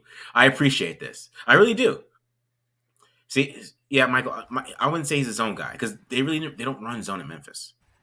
So they don't run zone in Memphis. They run all power. So he's a power guy, but goddamn it, he's a damn center. He's a center, like a real one. Like he's gonna snap it fast. He's gonna know how to call out blitzes. He's gonna understand how to pick things up. He's gonna, oh man,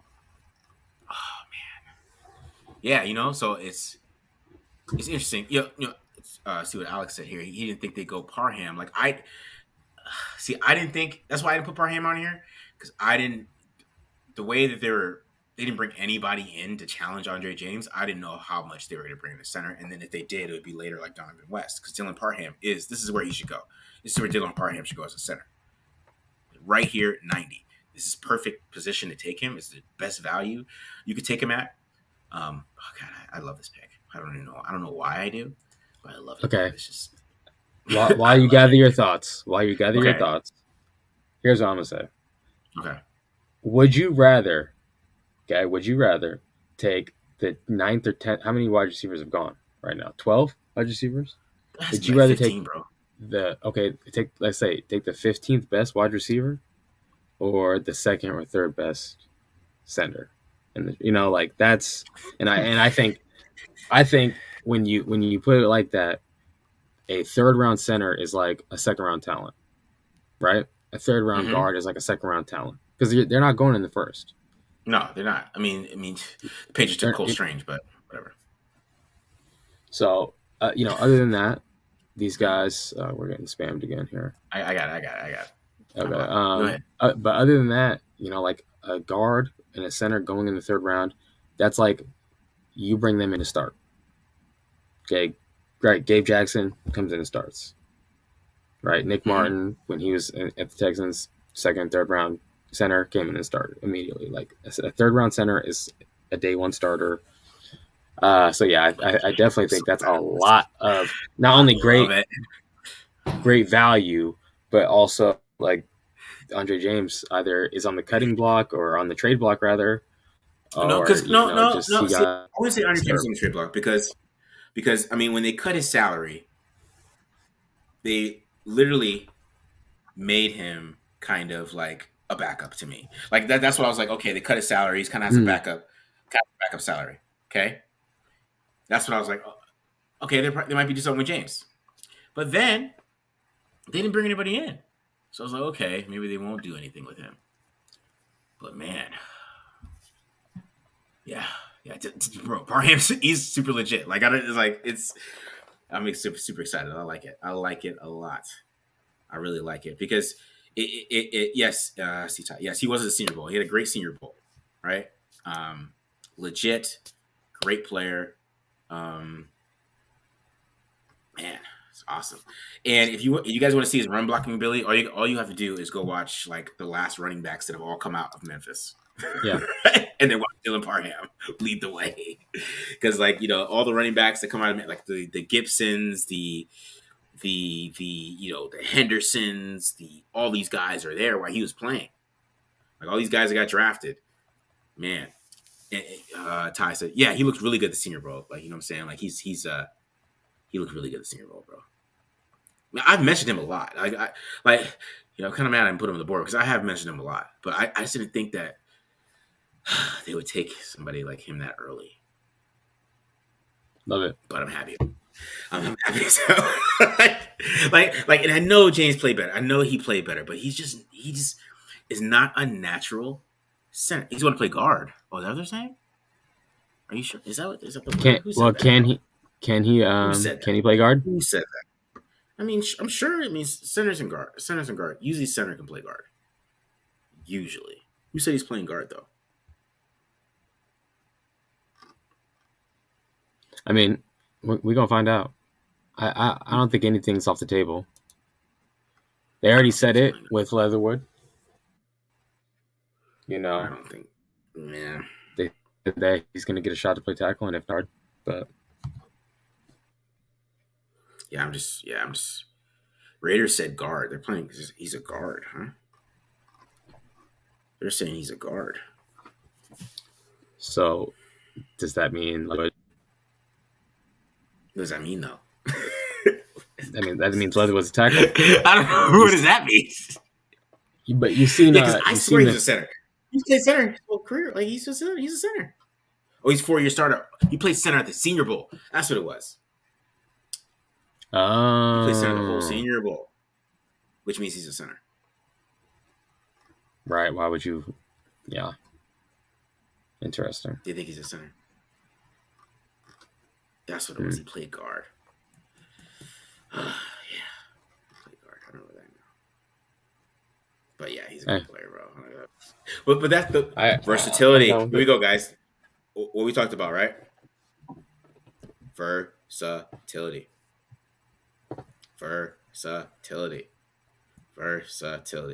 I was just wrong because this is not this is a small school, so that's I was thrown off. That's why I probably put him in there. Yeah, because he went to Memphis. I'm telling you, AAC bro, it's not small anymore. AAC is not small. The American is just as good as the Big 12. That's true. Yeah, it's not small anymore, bro. So look at all these teams. We're talking about Cincinnati, right? We're talking about Temple. We're talking about Houston is in there. Come on, they got good. Yeah, they got good teams. UCF. So American is just as good. Let's see. Yeah. Oh man, he's good though, man. He's so good. Like it's just a saw. It's us. Yeah, he's good, man. I'm excited about that. I like it. Smart. We all worried about the offensive line. We're like, oh man, what are they doing with the offensive line? What if they draft like an offensive lineman in this draft? Is that what we're doing here? This is interesting, man. It's interesting. Very interesting. Because the offensive line to this offense is so important. Just for them to, because some of the routes, because even when I was talking to Darren Waller, he's talking about I'm running some routes that I haven't ran before, right? Because some of the routes take a little time to develop. Sometimes they take a little bit, and you need a good offensive line. You do, man. My overall grade, I'm not gonna go A. I'm gonna go B plus. I'm going B plus on this one. You like it? I like it. I like it a lot, actually. So, yeah. So he projects him to be a starting center. Oh man. Thanks for that, RJ. See, Michael's. He's been watching it for 4 years, so he already knows. He's like, this is awesome pick. Memphis is so good. Mm-hmm. Their offense is always good. I don't know. I haven't heard of anyone on their defense ever be good though. So they clearly prioritize running the ball over there. Though. They win every game 51-45. So.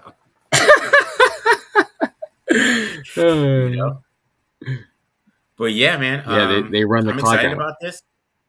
I'm excited about this. I like it. Let's get a real damn center. Let's do it. Get a center. I like this. I like the evaluation of this because, I mean, to be honest, it's what I would have did a little bit. Get a center, man. Like I was surprised they didn't do it in free agency. To be honest. So. Yeah, exactly, Alex. He got better. But how much better? And I think a lot of it was his PFF grade, right? His PFF grade was for Andre James, I think. But with center, like they don't block anybody that much, so your PFF rate is whatever. Oh yeah, Ty. Oh my God, trust me, identifying blitzes was a problem for sure.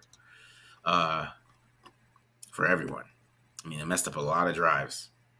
I mean, I think, and I don't blame Andre James for that, because he was thrown into the fire, so yeah, man, yeah, because talk about Parham, he played left guard at Memphis, and he projects as a center. Because I'm saying, like, he played center the whole Senior Bowl, and I don't think anybody beat him. Nobody beat him. No, that's why I was like, I'm super high. He's solid, bro. He's good, man. Yeah, I'm having a hard time hearing you, Marcus. Oh, yeah, you can hear me? Okay, now you're good. Now you're good. Yeah, so I like it. Man. See, this some smart draft picks. This is good. I feel good about this. I don't know. The weight, they obviously had a plan. They probably knew that Parham might not fall that far. They had a plan. They knew exactly what they're going to do, right? Or it's. I don't even know if it's because I see somebody talking about is it a pick for need. I don't know if this is a pick for need. I think he's a really good player. And I think they figured that he would be there, and he'd make it happen. So, but and again, a third round center is always going to be a second round value. Like you're getting probably the second best third best interior offensive lineman at that point. Like none have gone, So it's a tackle. You get tackles in the beginning. And you get the guards and the centers at the end of the draft. That's how it always goes. Yeah. So that means he's one of the best at his position in the draft. Instead of, and so I think that's why it is. It's an indication that this is a best pick available type of pick. And if they were drafting for need, they would have gone Kirby Joseph. They would have gone defensive tackle if they were drafting for need. Yeah, because I mean, they didn't need a center because James is okay.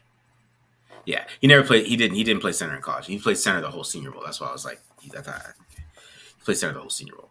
But this is what I'm saying. Like, he didn't have any problems playing center in the Senior Bowl, and he blocked everybody. He's one of the guys that was able to block Travis Jones 1-on-1. It was him and Zion Johnson. That's about it. You know what I mean? So those type of players. Yeah, man. I like this. I like it. I like it. Now, I'm interested to see how they do the rest of this draft because I really like this pick. I do. You think the Raiders are going to trade back up, package those fifth rounders, try to get back here into tonight? Yeah. What do you think about the chances of that happening? You know how many more picks you got? It might happen, bro. You never know.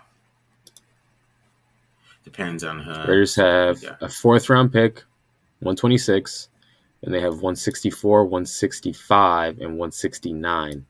3 fifth round picks, then nothing in the 7th or 6th round, and then a 7th round pick. 6th pick of the 7th round. I don't think they draft. I don't know. I don't think they trade back in. I think there's something software, right? They're probably late. Wait. Whoa. Parham is listed at 285. That's tiny, man. He's 6'3", but he's 285 listed. Yeah, he's undersized. The weight, no. Weight at the combine. Either the combine or his pro day, he weighed 311 pounds. On mock draftable, I got him at 311. Yeah, he's 6'3", 311. I just looked it up. Yeah, okay, that sounds more like it. All right, so we're going to be seeing then from you coming up here in the next couple days. We're going to see, you break down Dylan Parham, run blocking, pass protection. Mm-hmm. I think honestly, what everyone's going to want to know is about that transition from playing guard to playing center. And before you go, if you want to talk about that at all, we don't have to beat it into the ground here. But before you go, let me say something. If you spend any time around a college program and watch offensive linemen, okay, everyone practices. All those interior guys, they all practice snapping the ball at different times. And the whole point of it is it gets you more looks.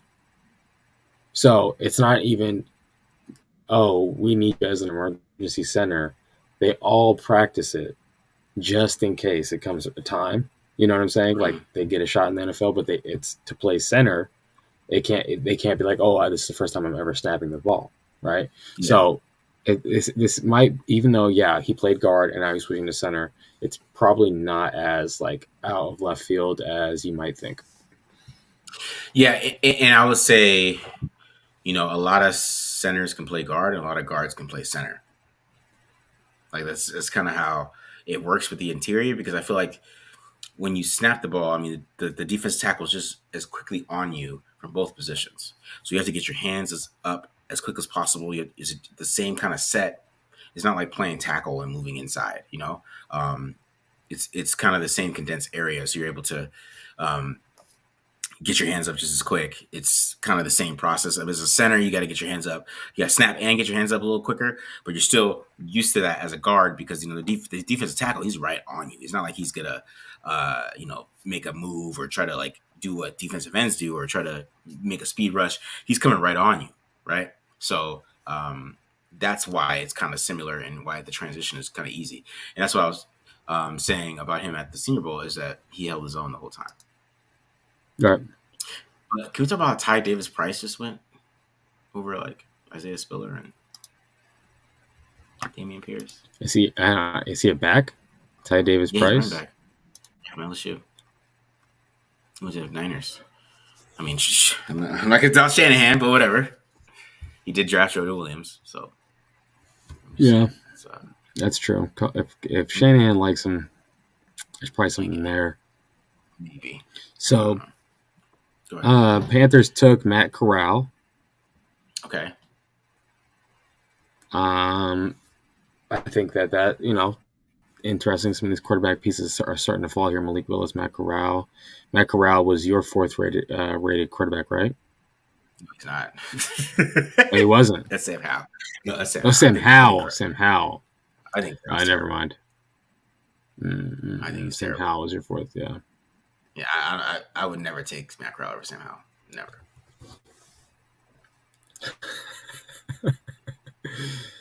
That's pretty good.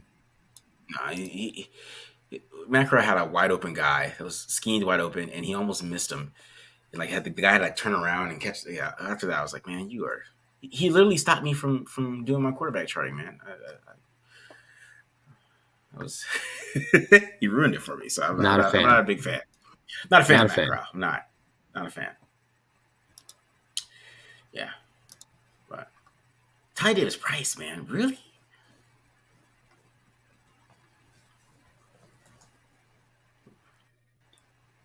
Why Ty Davis Price? What does he run? I mean, what is? Do they run outside zone LSU? I don't think so, right? No, duo.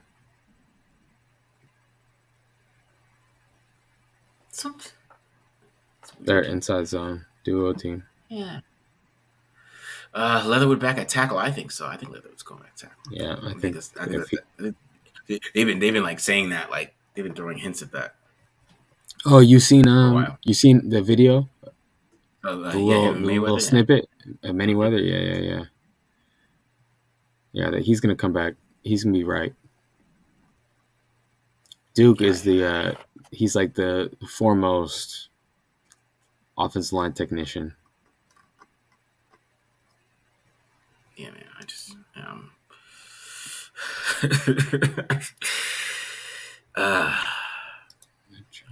he played center at the Senior Bowl exclusively. Like he didn't play guard at all at Senior Bowl. So the NFL thinks he's a center. That's basically what that says. Like exclusive. He didn't play guard at all at Senior Bowl.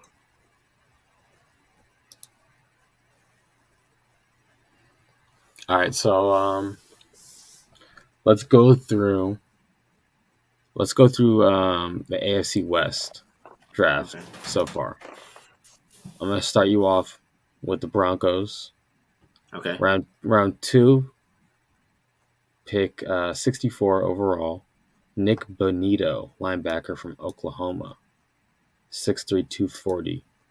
And then they got Greg Dulcich, the tight end from UCLA, another guy, 6'3", 240. Do you know anything about those guys? Should we be afraid? Fans?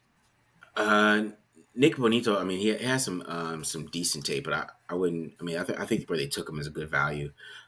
He was like a sub package edge rusher, so he didn't really. Oh, he's a rush linebacker. Yeah, he's an edge. Okay, exactly. So he's like a pure edge. Okay, they need help there. Yeah. And then, did you watch Dulcich when you were looking at tight ends? I did watch him, but he's more of like a straight line runner. He's very stiff. He's not like a route runner type of. He's not going to shake anybody. But he can move deep. He could be somebody deep. Because some of these tight ends, man, they got the long legs. They open up. They're gonna start moving down the field. Yeah, but he blocks pretty well too, man. I thought he was just gonna be like a pure, like outside tight end, and I was a little shocked that he could block. But he's fast, but he's stiff. Okay, going over to Chargers, Zion Johnson. They picked a first-round guard.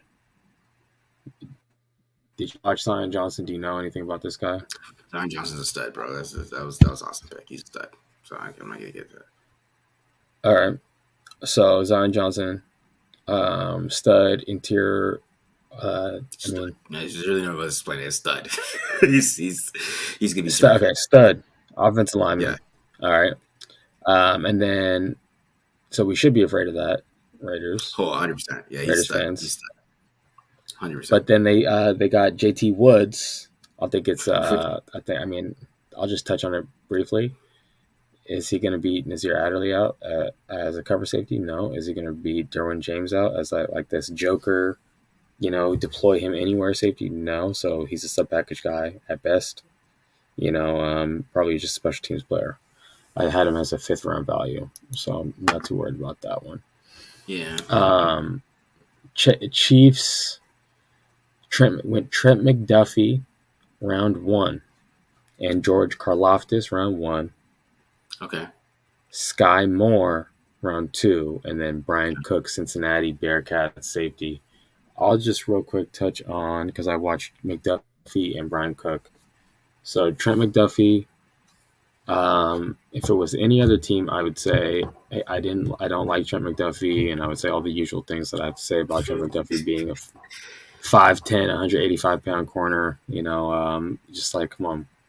But if you look at Steve Spagnuolo, what he did last year with L'Jarius Sneed, 5th round pick, or 2 years ago, 5th round pick, turned him into like the rookie of the year, right?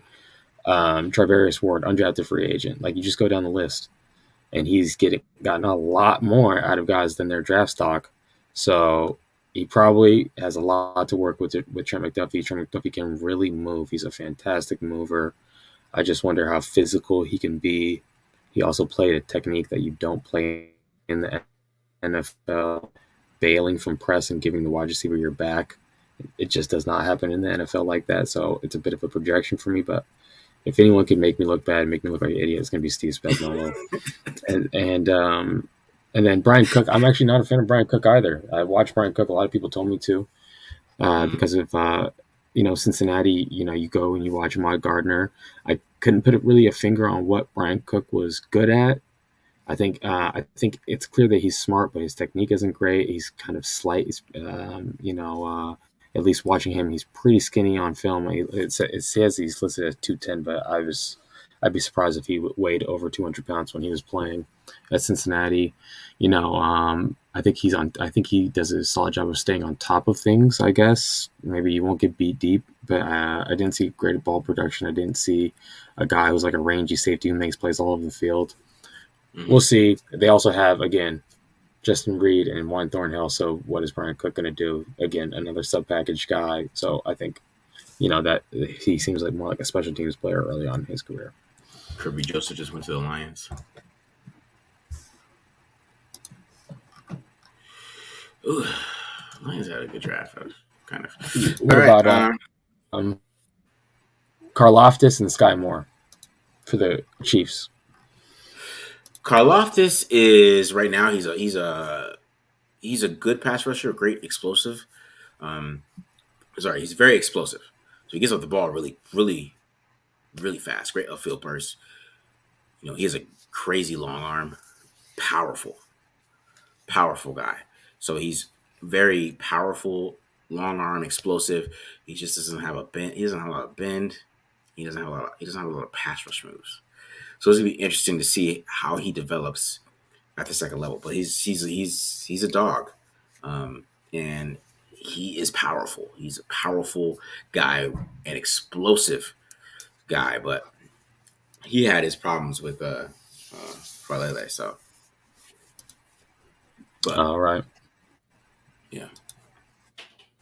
What about Sky Moore? Did you watch Sky? Oh yeah. Sky Moore is interesting because Sky Moore, his junior year, he played inside a lot, and I thought he looked better inside as a junior than he did outside as a senior. If you listen to PFF, I'm stupid.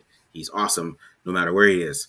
But Michigan, he had 2 catches for 4 yards playing outside. 2 catches. So can he beat Press or no? I don't think so. A lot of people say he can, but he did in that game. And he's undersized. I think he's probably against the best corners. Yeah. He's a slack guy. I think he's a Michigan definitely had the best corners that he went up against. Yeah, so those are the best corners he went up against, right? And he never went up against Mathis. When he played Pittsburgh, he never went up against Mathis once. Never. Not once. He did not go up against Mathis one time. Like, they made sure he didn't go against Mathis. And he killed the other guy, but he never went against Mathis as the NFL player. And then, Michigan, he got shut down. And then, you look at Jahan Dotson, and Jahan Dotson murdered those guys. So, I don't know. That's how you kind of look at things. It's like, yeah, sure, you have a great release against, what's his name? Like, I don't know, some dude from, like, the MAC conference. But, like, do you have a great release against Michigan? No. You're 2 catches for 4 yards. Yeah. And that's Caleb Ealy's boy. So for him to have 2 catches for 4 yards, it means he was shut down. And he couldn't get off the line in that game with this great release and all that stuff. So that's my thing with Sky Moore. He's a slack guy. But then Juju Smith-Schuster's a slack guy. Right. Yeah. So I don't know what the hell they're doing over there. That's why I call Patrick Mahomes Dan Marino, because I don't know what the hell they're doing over there, man. they're doing we got Patrick Mahomes. So we'll be all right. No, that's not how it works, man. Yeah. How it works. I don't care. Like, I got Patrick. He's got us. He'll bail us out. He might, but it's gonna be like 10 wins. It's not gonna be, Oh man, Nick Cross went right before Kirby Joseph. So Nick Cross to the Colts. Yes. Kirby Joseph to the Lions. Wow. So Nick Cross and Marcus Williams in the same secondary. Interesting. That's pretty good. Damn Ravens, man. They're killing it right now. Over there. They're murdering it, bro. Ravens? Yeah, they're killing it, man. Who? Ravens? Ravens. Yeah. Yeah, they had the best draft by far. They don't have to pick another player. You want to let Matt Holder in? I think he's watched. He asked me if he wants to.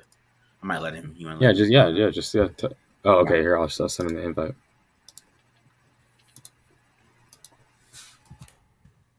So he could talk more about Parham than us.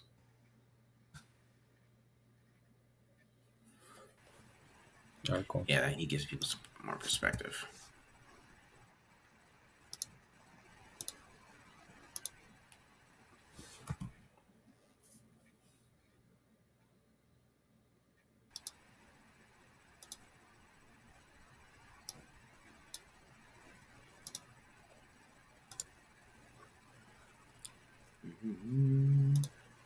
As he.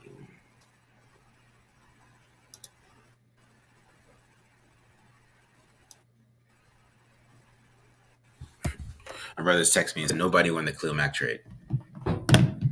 I kind of agree with that. Yeah, Matt did go with me this Senior Bowl. We got some questions. So I know some people are just coming in. Yeah, we like the Dylan Parham pick. We like it. So we like it a lot. But that's why we're trying to get Matt in here so he can give us a little more perspective.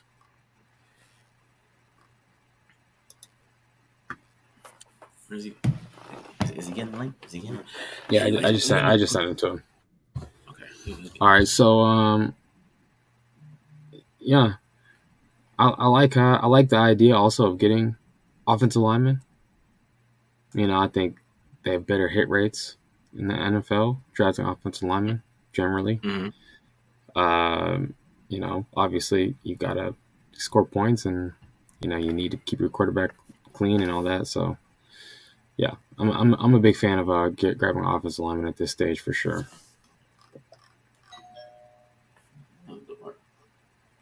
Kids. Yeah, man.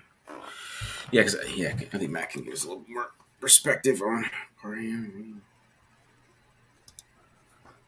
Hold on, me. Yeah, do your thing. All right, the kids are here. Hold on. All right, everyone, you can shoot me some questions in the chat. Ask me anything. Go for it. Just don't ask me what the DVD collection is behind me, all right? Never ask that. There we go. We got Matt.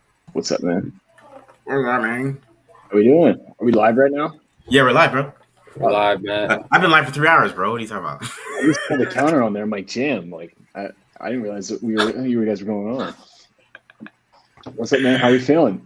I feel good, man. I like the pick. I feel pretty damn good. How you feeling, Matt? I'll be honest. I had a feeling this was going to happen. I'm like, this is one of the guys that I didn't watch because I saw Caddies they just uploaded like the Memphis film from this year, like 2 weeks ago. Yeah. So, and of course, I spend all this time watching, and they picked the guy at first that I have no idea about, or at least have some idea. But I mean, yeah, it's a good pick. Yeah, and I thought it was going to be. I mean, Marcus, for sure. I've always loved Darian Kennard, but I mean, it's still available. Yeah, like tweeted out guard tackle versatility. Apparently, can play center too. We saw him play center at the Senior Bowl. Played on both sides. So the key to the regimen, man, it's all about the versatility everywhere, even on the offensive line. Yeah, yeah. The versatility. Now, because we talk about the Senior Bowl, right?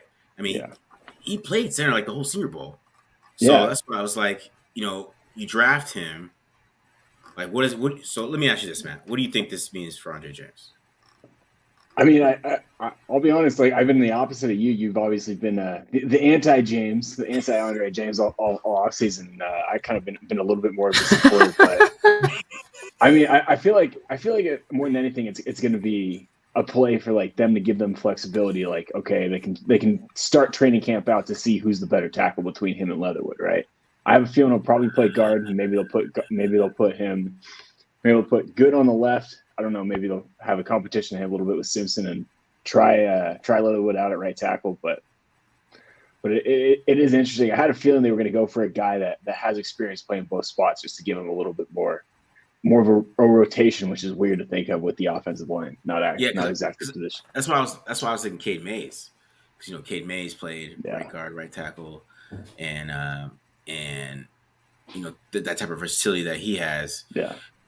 It was more the small school. That's why I kind of got off Parham, because they don't draft small school guys, but then AAC isn't a small school technically anymore. So that's why I was on the Markham thing. We say that, and then we have to also remember it's the Patriots tree who same tree that took Cole Strange in the first round. So I mean, a small school there a little bit. Yeah, I mean, but the history. They didn't take a lot of small schools in history. But I did see just to cross the threshold, Parham with 33.5-inch arms. So tackle, I guess, not out of the question. Yeah, not out of the question, really. 6'3" though, 6'3". 6'2.5". Short. So 6'2.5" now. Yeah, but he's got the arm length at least. I mean, I feel like that's more than height than anything. You're more worried about how long their arms are. If I can get a guy with that's 5'11" and always leveraged and has 35-inch in the run game. That's very true. Yeah. In the pass game, you're just gonna get bulldozed. You're a 6'2" defensive or tackle out there going up against Max Crosby at 6'2". No way. It's not going to happen. You need some of that height. But I mean, I'm interested in seeing what does this mean about, like, when we do the breakdowns. You guys are going to look at the film. I'm sure both of you guys are. What does this mean for the Raiders? Are they going to be more towards like gap counter blocking schemes, or is wide zone still on the table? I don't know. That's what I was saying. Like, Memphis does not run wide zone at all. They're a power pull or pulling or going forward. Like, they've been doing that for years. So they are a power football team. So if you're drafting a power player, that kind of tells us what they're going to do, because that's not something that's not his skill set, right? That's not something he's run for 4 years. You would ask him to do something different. So if they're expecting him to come in and start playing some outside zone, that kind of told me that. I'm like, okay, so we are running power. That they're drafting power offensive linemen. I'm looking at it right now. PFF's got the breakdown, just zone gap between 56.8 and 35.4 for zone gap, which is pretty gap heavy for a college team. You know what I mean? Yeah, because that could be inside zone, right? Yeah, right. Inside zone, yeah. Technically. So and then 2 years ago, Yeah. like you're saying, Marcus, they had more gap runs than zone. I mean, again, the trend in college football the last few years is zone. So even 36-35%, like he's been playing the last few years, is a lot for a college team. Yeah. And usually linemen, they usually do zone at some point. Yeah. But like, just for that thought process. Yeah. If they're drafting a guy from Memphis. For Marcus. Yeah. For Marcus, a zone is Gary Kubiak. Okay, Cleveland Browns outside zone exclusive. Yeah, that's what zone is for Marcus. It's not inside zone. It is inside zone duo. Come on, it's all the same. Yeah, I mean, it is zone, but I'm just saying. I don't know. It's not the Alex. It's got to be outside it's got to be B gap or wider to be. Yeah. It's not the Alex Gibbs though. We're thinking like Alex Gibbs. That's Mike Shanahan. Right. What about inside zone quarterback read option? I don't know. I feel like it's like a inside zone's like the family of power. It's like a versatile power. True. Right? Yeah. Gap run. Well, outside zone. That's just zone run. That's like pure zone. What about mid zone? Where you fall in the mid zone? I mean, mid zone is cool. I guess mid zone's all right. Mid zone's all right. Mid zone is zone for you, Marcus? Yeah, mid zone's zone. It is. So we're talking C gap or wider? I'm just trying to figure out. Yes, C gap or wider. You got it. Aiming point. If the running back opens towards the C gap, it's zone. All right. If he does this, because all he's doing, because let's keep it real. If he steps the other way, it's duo. It's not zone no more. That's true. Yeah, I guess if you're gonna cut it back, it basically plays. If he steps one way in zone, yeah. He steps. That's not zone. That's just too true. Yeah, I'm just saying. I don't know. Oh, here we go. Channing Tindall got drafted. God, this draft is crazy. Linebacker. Georgia linebacker, obviously Miami. What do you think of this draft overall? You think it's a little Sorry, me? Yeah, dude, it absolutely. I mean, from pick one, how many times do we have a pick one that the guy didn't even have 10.5 career sacks? Or what did I mean? I don't mean to hate on Trayvon Walker, but what did he end up with? Did he get 9 or did he have 9? Yeah, 9. Yeah. 9 in his career? Like, from pick 1, it's just been unpredictable, which, I mean, true to form, as we kind of knew coming into it. Again, I think the Raiders' strategy has been pretty telling of how this draft class was. You give up your first 2 picks for Devontae Adams for a proven player. Ended up panning out pretty well. All the top tackles were gone. All the top wide receivers were gone. Even in the second round, not a whole lot going on. Trade back again. Granted, only 4 picks, but I feel like you're seeing a lot of teams do that. I feel like this year, I think I said it to BD a little while back. Like everyone or a lot of teams in this draft are seemingly giving up premium picks. I feel like it's almost going to throw off the trade value to just go get these proven players because, again, it's a weak class overall. Yeah. Unfortunately. The classes just wasn't that exciting. That's why the draft was kind of so, not really have a lot of buzz. Especially, it was mostly because the quarterbacks were terrible, but that's another story. But it's Casey took Leo Chenal to the Chiefs. Ooh. Yeah, Casey's having a quietly good draft, which is unfortunate because they were having a terrible offseason before this, and they needed it. They needed. I mean, they needed it. But what do you guys think? I mean, I don't know about you guys, but I'm deathly afraid of what Andy Reid has cooking for Sky Moore. Man, see, because I was wondering where does Sky Moore play? So where does Juju? Is he outside? Is he outside? Yeah, that's true. But I think Sky Moore can play on the outside. Like, he can develop that to that point. I forgot about Juju. I keep forgetting that they brought in Juju, but two different type of slot receivers. Yeah, Sky Moore is better for taking the top off of defense from the slot. Yeah, which I think is if Andy Reid's smart, I'm pretty sure that's his plan. But if they do that, though, that means Juju's outside, which means then we're good. True. But I mean, like the way that Andy Reid moves these guys around, they're all going to play every single spot, including I stood on the backside. Travis Kelce needs to be there, obviously, primarily. But when they want to put, Travis Kelce in the near slot to the passing strength, you're going to put Juju Smith-Schuster on the backside, maybe Scott Moore out wide, whatever it is. They're all going to play every single spot, and it's just going to be on Andy Reid to scheme everyone open with all these different competing skill sets. But I think it's going to be a lot harder for him to do it with the current group that he has right now, rather than just having Tyreek Hill who's just a threat to score from anywhere. I think it's going to be much more difficult to scheme these guys open now. Even if, everyone says Sky Moore is so fast. Yeah, I'm sure he's really fast, but, he's not like by NFL standards fast. He's playing at Western Michigan, so he looks so fast. Right now he's going to the NFL, he's going to look like normal fast. And I think the NFL has kind of figured out Andy Reid a little bit and their offense. I think that's a bigger problem. They've literally been doing the same crossers for years. And I'm happy the NFL has finally figured it out. Gus Bradley was the only person trying to stop it. For years, he was the only person putting somebody there. And finally, the NFL was like, oh, hey, he does crossers all the time. Yeah. So I think it's a little bit of Andy Reid, too. I think Andy Reid's got to adjust because I think he got crosser happy with Tyreek Hill. Yeah, true. It was just like, oh, hey, run a race against this guy and beat him to the other side of the field.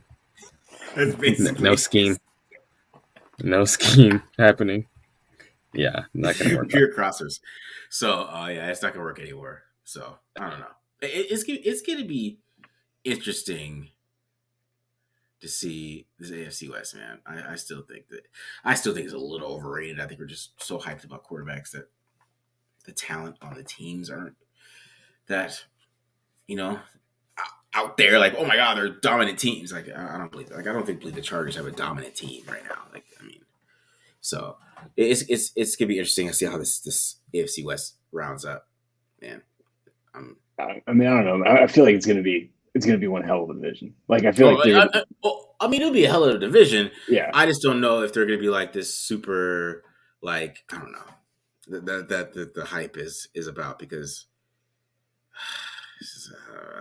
maybe, I don't know. So maybe I'm thinking about the Broncos. Maybe the Broncos are just not the roster I'm thinking about. Maybe the Chargers and the Chiefs and the Raiders are fine. It's the Broncos. Yeah, I don't know. Maybe I think I've fallen into the camp, maybe to a fault, of the Broncos or the quarterback away in that category. Like, I do like their roster. I have liked their few drafts, but yeah. Obviously we'll find out this year. This will be the test to see if I'm I'm just an idiot with the rest of the people. But by the way, did BD just Irish goodbye us or what? Yeah. I think he froze up and went out. Oh, man. gotcha. No, we're good though. Gotcha. But yeah, man, this the AFC West is gonna be interesting. I think it's gonna be an interesting division, and see how they go at it. And the Chiefs had another. No. Let's see. Oh, that's right, Brian Cook. I thought they had one more guy. Somebody asked a question. What do you think? Denver over under 10.5 wins. I have this thing with Russell Wilson that I actually say this all the time. He's a walking 10 wins. Like he just walks in and you get 10 wins. Yeah. So I don't know what the Broncos are going to finish at. But I just don't. Let me ask you this. Yeah. Let me ask you this, Marcus. Would you take Russell Wilson out of the equation? Would you take the Seahawks roster last year over the Broncos roster this year? Seahawks roster. Really? Yeah, I love see. The Seahawks defense gets a lot of crap online, but you watch them on tape, Matt. They're legit. From Darrell Taylor to Jamal Adams, Quandre Diggs to the corners, they have. He fixed Sidney Jones. You got Jordan Brooks. You got some good guys in the interior. They got a legit defense over there. That's the thing. That's why Pete Carroll's a little cocky. That's why he's got Drew Lock and drafting 8 running backs. So. Yeah, I mean, I guess I look at it more as like I giving more credit to Pete Carroll, whereas like I look at like you mentioned Bronco, like the what am I trying to say? The Seahawks secondary. Like I like the Broncos, Kareem Jackson, Surtain now. I don't know who they have at other corner. They have another stud at corner. Olajimita. What's up? Olajimita, I think. Right? Yeah. So, yeah. And then Chubb, if Chubb can figure out how to stay healthy. So, I mean, I would like it better too if they had what's the guy's name from the linebacker? The dude that's a stud. Oh, Alexander Johnson. Yeah, they lost him though. Lost him, yeah. But yeah, I don't know. I like a lot like the receiving core out there. I think receiving core is still pretty. They can at least hold a candle to the Seahawks trio out there. It's more about Russell Wilson's skill set. Like with Jerry Jeudy, it's gonna be tough, man, for Jerry Jeudy to get going unless he finds a way to get outside. I think KJ Hamler is KJ Hamler is the one who's probably gonna have the bigger year because Russell Wilson, he's a deep ball guy, but that's because I love I'm not gonna say I love Russell Wilson. I think Russell Wilson is a great quarterback. I think he's an Hall of Famer. I just think he's easy to beat. I just think he's so easy to stop. Okay. You think he's if he's easy to beat, then why'd you just say he was a walking 10 wins? Because he's not easy to beat for everybody. He's still a Hall of Famer, so he's gonna. I just think like if you have like a good coordinator, it's like you have Patrick Graham, because Patrick Graham turned him into like he made him look like he's a 5th rounder. So that's kind of like if you have the right scheme and you can make him get off his deep ball and all that stuff, then you can beat him. But he's still Russell Wilson, so some teams are just not going to be able to beat him. But I think some teams, if you can scheme it up right and mess with his mind, because even pre-snap, he's not really a pre-snap guy either. He's just like hike me the ball, I'm a ball. Yeah, he wants to get going. Yeah, so that's why like you could stop him.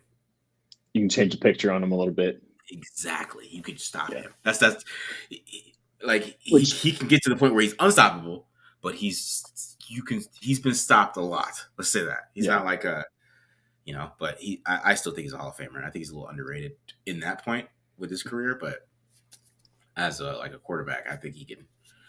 He doesn't. I don't know. It's hard to me. Like he scares me, but he doesn't. He scares you, but he doesn't. He's easy to beat, but he's not. Like he's hard to beat, but he's easy to beat. But he's weird, but he's not. Like what? I don't know. Are we walking in circles here? What are we? Have a take, man. Because it's just my thing with him. You're like leaning one way on the fence, like you start to give one. Because that's how I feel about him. Literally, like you could literally stop him, but then you can't stop him. But you can. Like the Rams is like because there's like one game he looks like he's terrible, and the next game he's like he's the best quarterback on the earth. So it's the scheme that you could do. You have to game plan against him.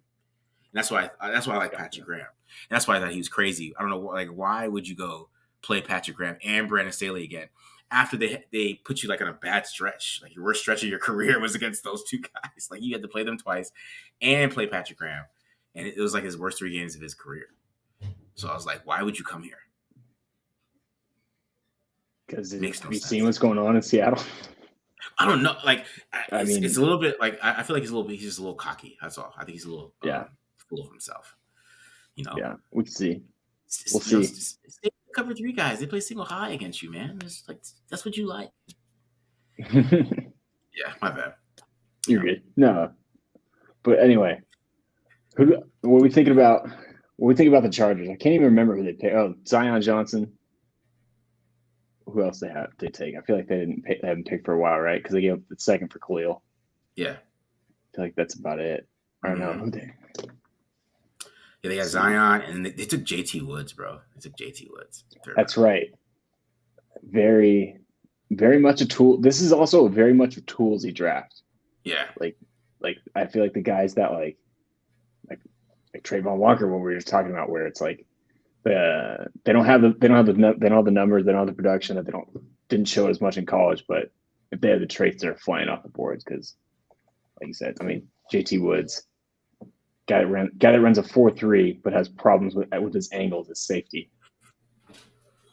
Yeah, BD said he's not coordinated, so not coordinated. Yeah, that's what he said. Good to know. He's like his coordination. Oh, hey, better for that. All right. What else do we got here, man? There's so much. I've been gonna stay 4 hours, man. My kid's probably like, what is he doing? Yeah. But anyways, you got any questions? Let's take some questions, man. You got any final questions before I get out of here, man? Oh yeah. What the hell? Well, I guess that guy doesn't like Parham. He thinks he's a CFL prospect. It's kind of harsh, man. Wow. God damn. I will say this. I remember Brandon Thorne really liking him at the Senior Bowl. Yeah. Parham. I remember that being one of Brandon Thorne's guys. Mm-hmm. Which O-line experts, so. Yeah, I trust him a lot. Neil Farrell. I really like, we like Neil Farrell. I saw you tweeting about Neil Farrell. Were you talking about him in the third? Yeah. Or were we talking? Wow.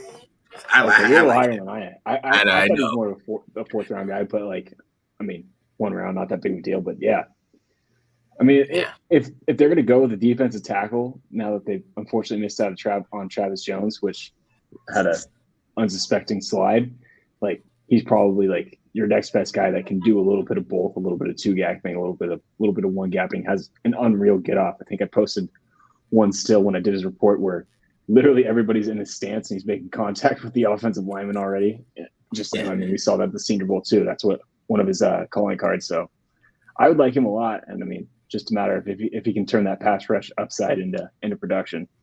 Yeah. Yeah, that's really what it's about. I don't know what B you do tomorrow. You down to do this tomorrow? They're asking us. Yeah, I'm down to hop on for a little bit. I think 9 a.m. 9 a.m. my time, so 10 a.m. your time. Or I don't know. Are you on my time now? Are you on? Yeah, I'm on your time, bro. Okay. So yeah, I think 9 a.m. All right, let's see who's on the board here. Hold up. We got a little draft board here, bro. We made.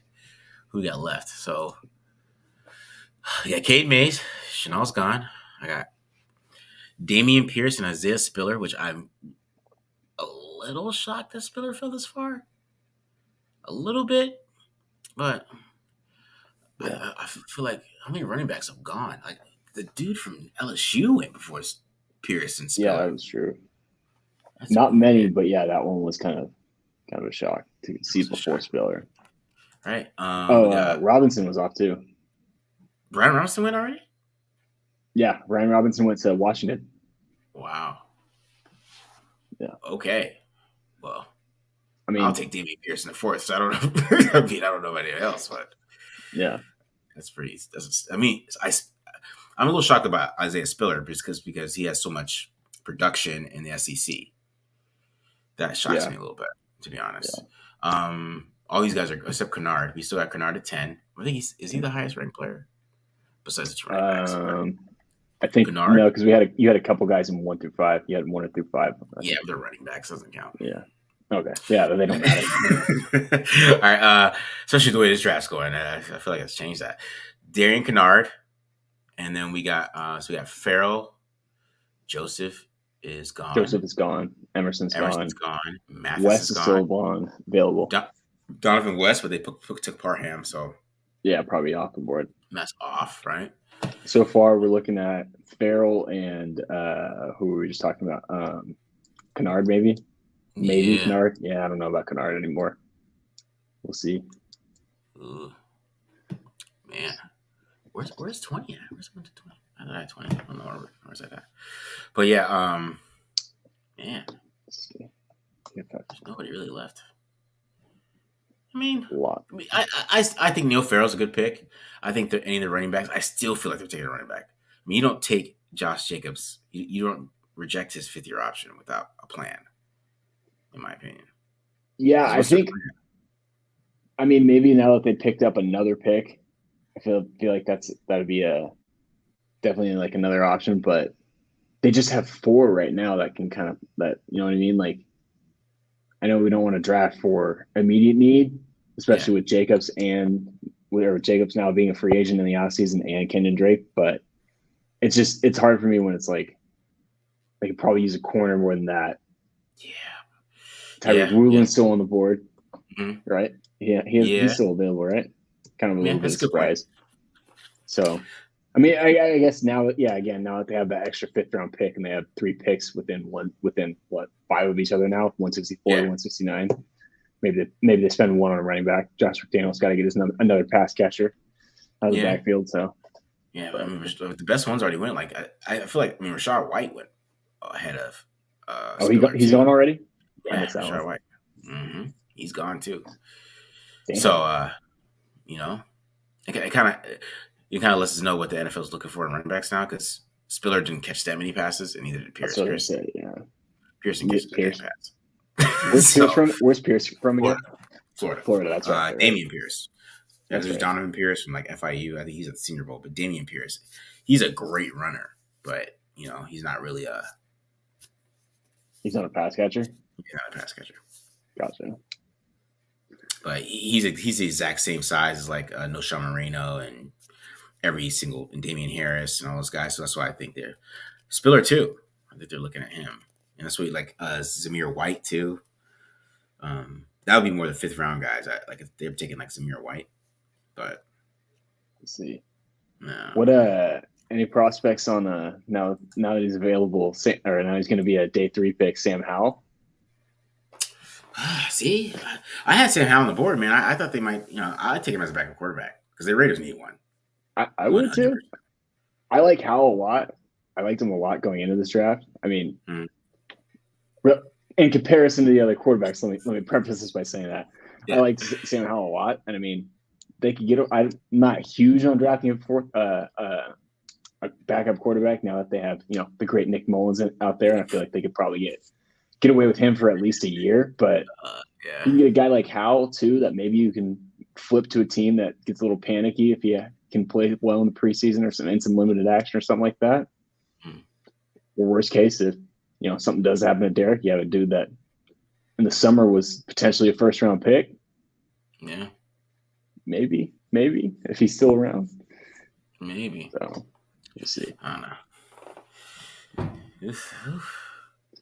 Mark Davis says he's good with Kaepernick. I mean, everybody says they're good with Kaepernick, though. And they don't. Yeah. I had the same reaction. I'm like, so you mean like when Pete Carroll said like, oh, he's too good for us? Which made zero sense like a few years ago. Is this just the new thing? We're just going to say, oh, yeah, we'd sign Kaepernick, but, we do it. We just give me the good PR, but we're not going to actually do it. Which also kind of throws Dave Ziegler and Josh McDaniels under the bus because what was his quote like? Oh yeah, if our staff thought he could contribute, we bring him on. Yeah. Wow. Wait. The Bills got Petre? Yeah, the second I think. Wait, I don't know if it was the Bills, but he went in the second. I'm pretty sure. Was it the Bills? I know Elon went to them, but man. No, Jets. Jets. They got Petre? Texans. Oh, okay. Texans, my bad. Eventually I figured it out. Texans. Going over to play cover 2 with Lovie Smith, man. Play some Tampa 2. God, what a terrible fit for him. Oh man! All right, yeah, that's I don't know what the hell he's gonna do with that system. That's awful. What is he gonna play? He's played too high. Right. And he took more snaps at slot corner than anything else in college. God. I guess. All right. Well, hey.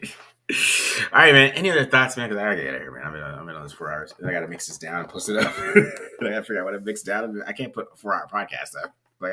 No, yeah, we'll figure it out. But I mean, not much, man. Like I said, kind of reiterate what I was talking about in the beginning. I feel like the Raiders have been pretty justified with their moves so far in the offseason. Like I'm talking about, none of the wide receivers, none of the tackles really fell to 22, and ended up getting the best wide receiver in the game. I feel like you got to feel a little bit more vindicated if you're a fan. You got to feel a little bit more confident in this new regime right now. Yeah, I feel very confident in them. So I'm really excited. But I want to thank everybody in the stream. I mean, it was like 200 of us. We went strong. You guys stayed with me the whole time. The full hour. I held it down by myself here, Matt, for the first hour. I held it down. My bad. I could have come in for the save. I should have asked you, bro. I should have asked you. All good. Yeah, man. But yeah, definitely appreciate all you guys coming out and hanging out with us for this draft. Really appreciate you guys coming out. And yeah, man, I'm probably going to go take a nap. To be honest, I'm exhausted from all this information. Is there brains fried? Dude, it's 9 o'clock. When is it considered just going to bed? I don't know, man. We just take naps. Is this the draft life? We don't go to sleep. We just take naps. Yeah. Well, I gotta. My kids are probably dying over there. I don't know what's happening. They've been alone for 5 hours. So I gotta handle that, Matt. So I gotta handle that first. Make sure they're okay. Make sure they're good. All right, man. I'll let you go be a dad. All right, yeah. for the first time all day. All right, man. See you later. Yeah. So I'll see you guys. Appreciate you guys coming through and listening to us, guys. We'll see you tomorrow.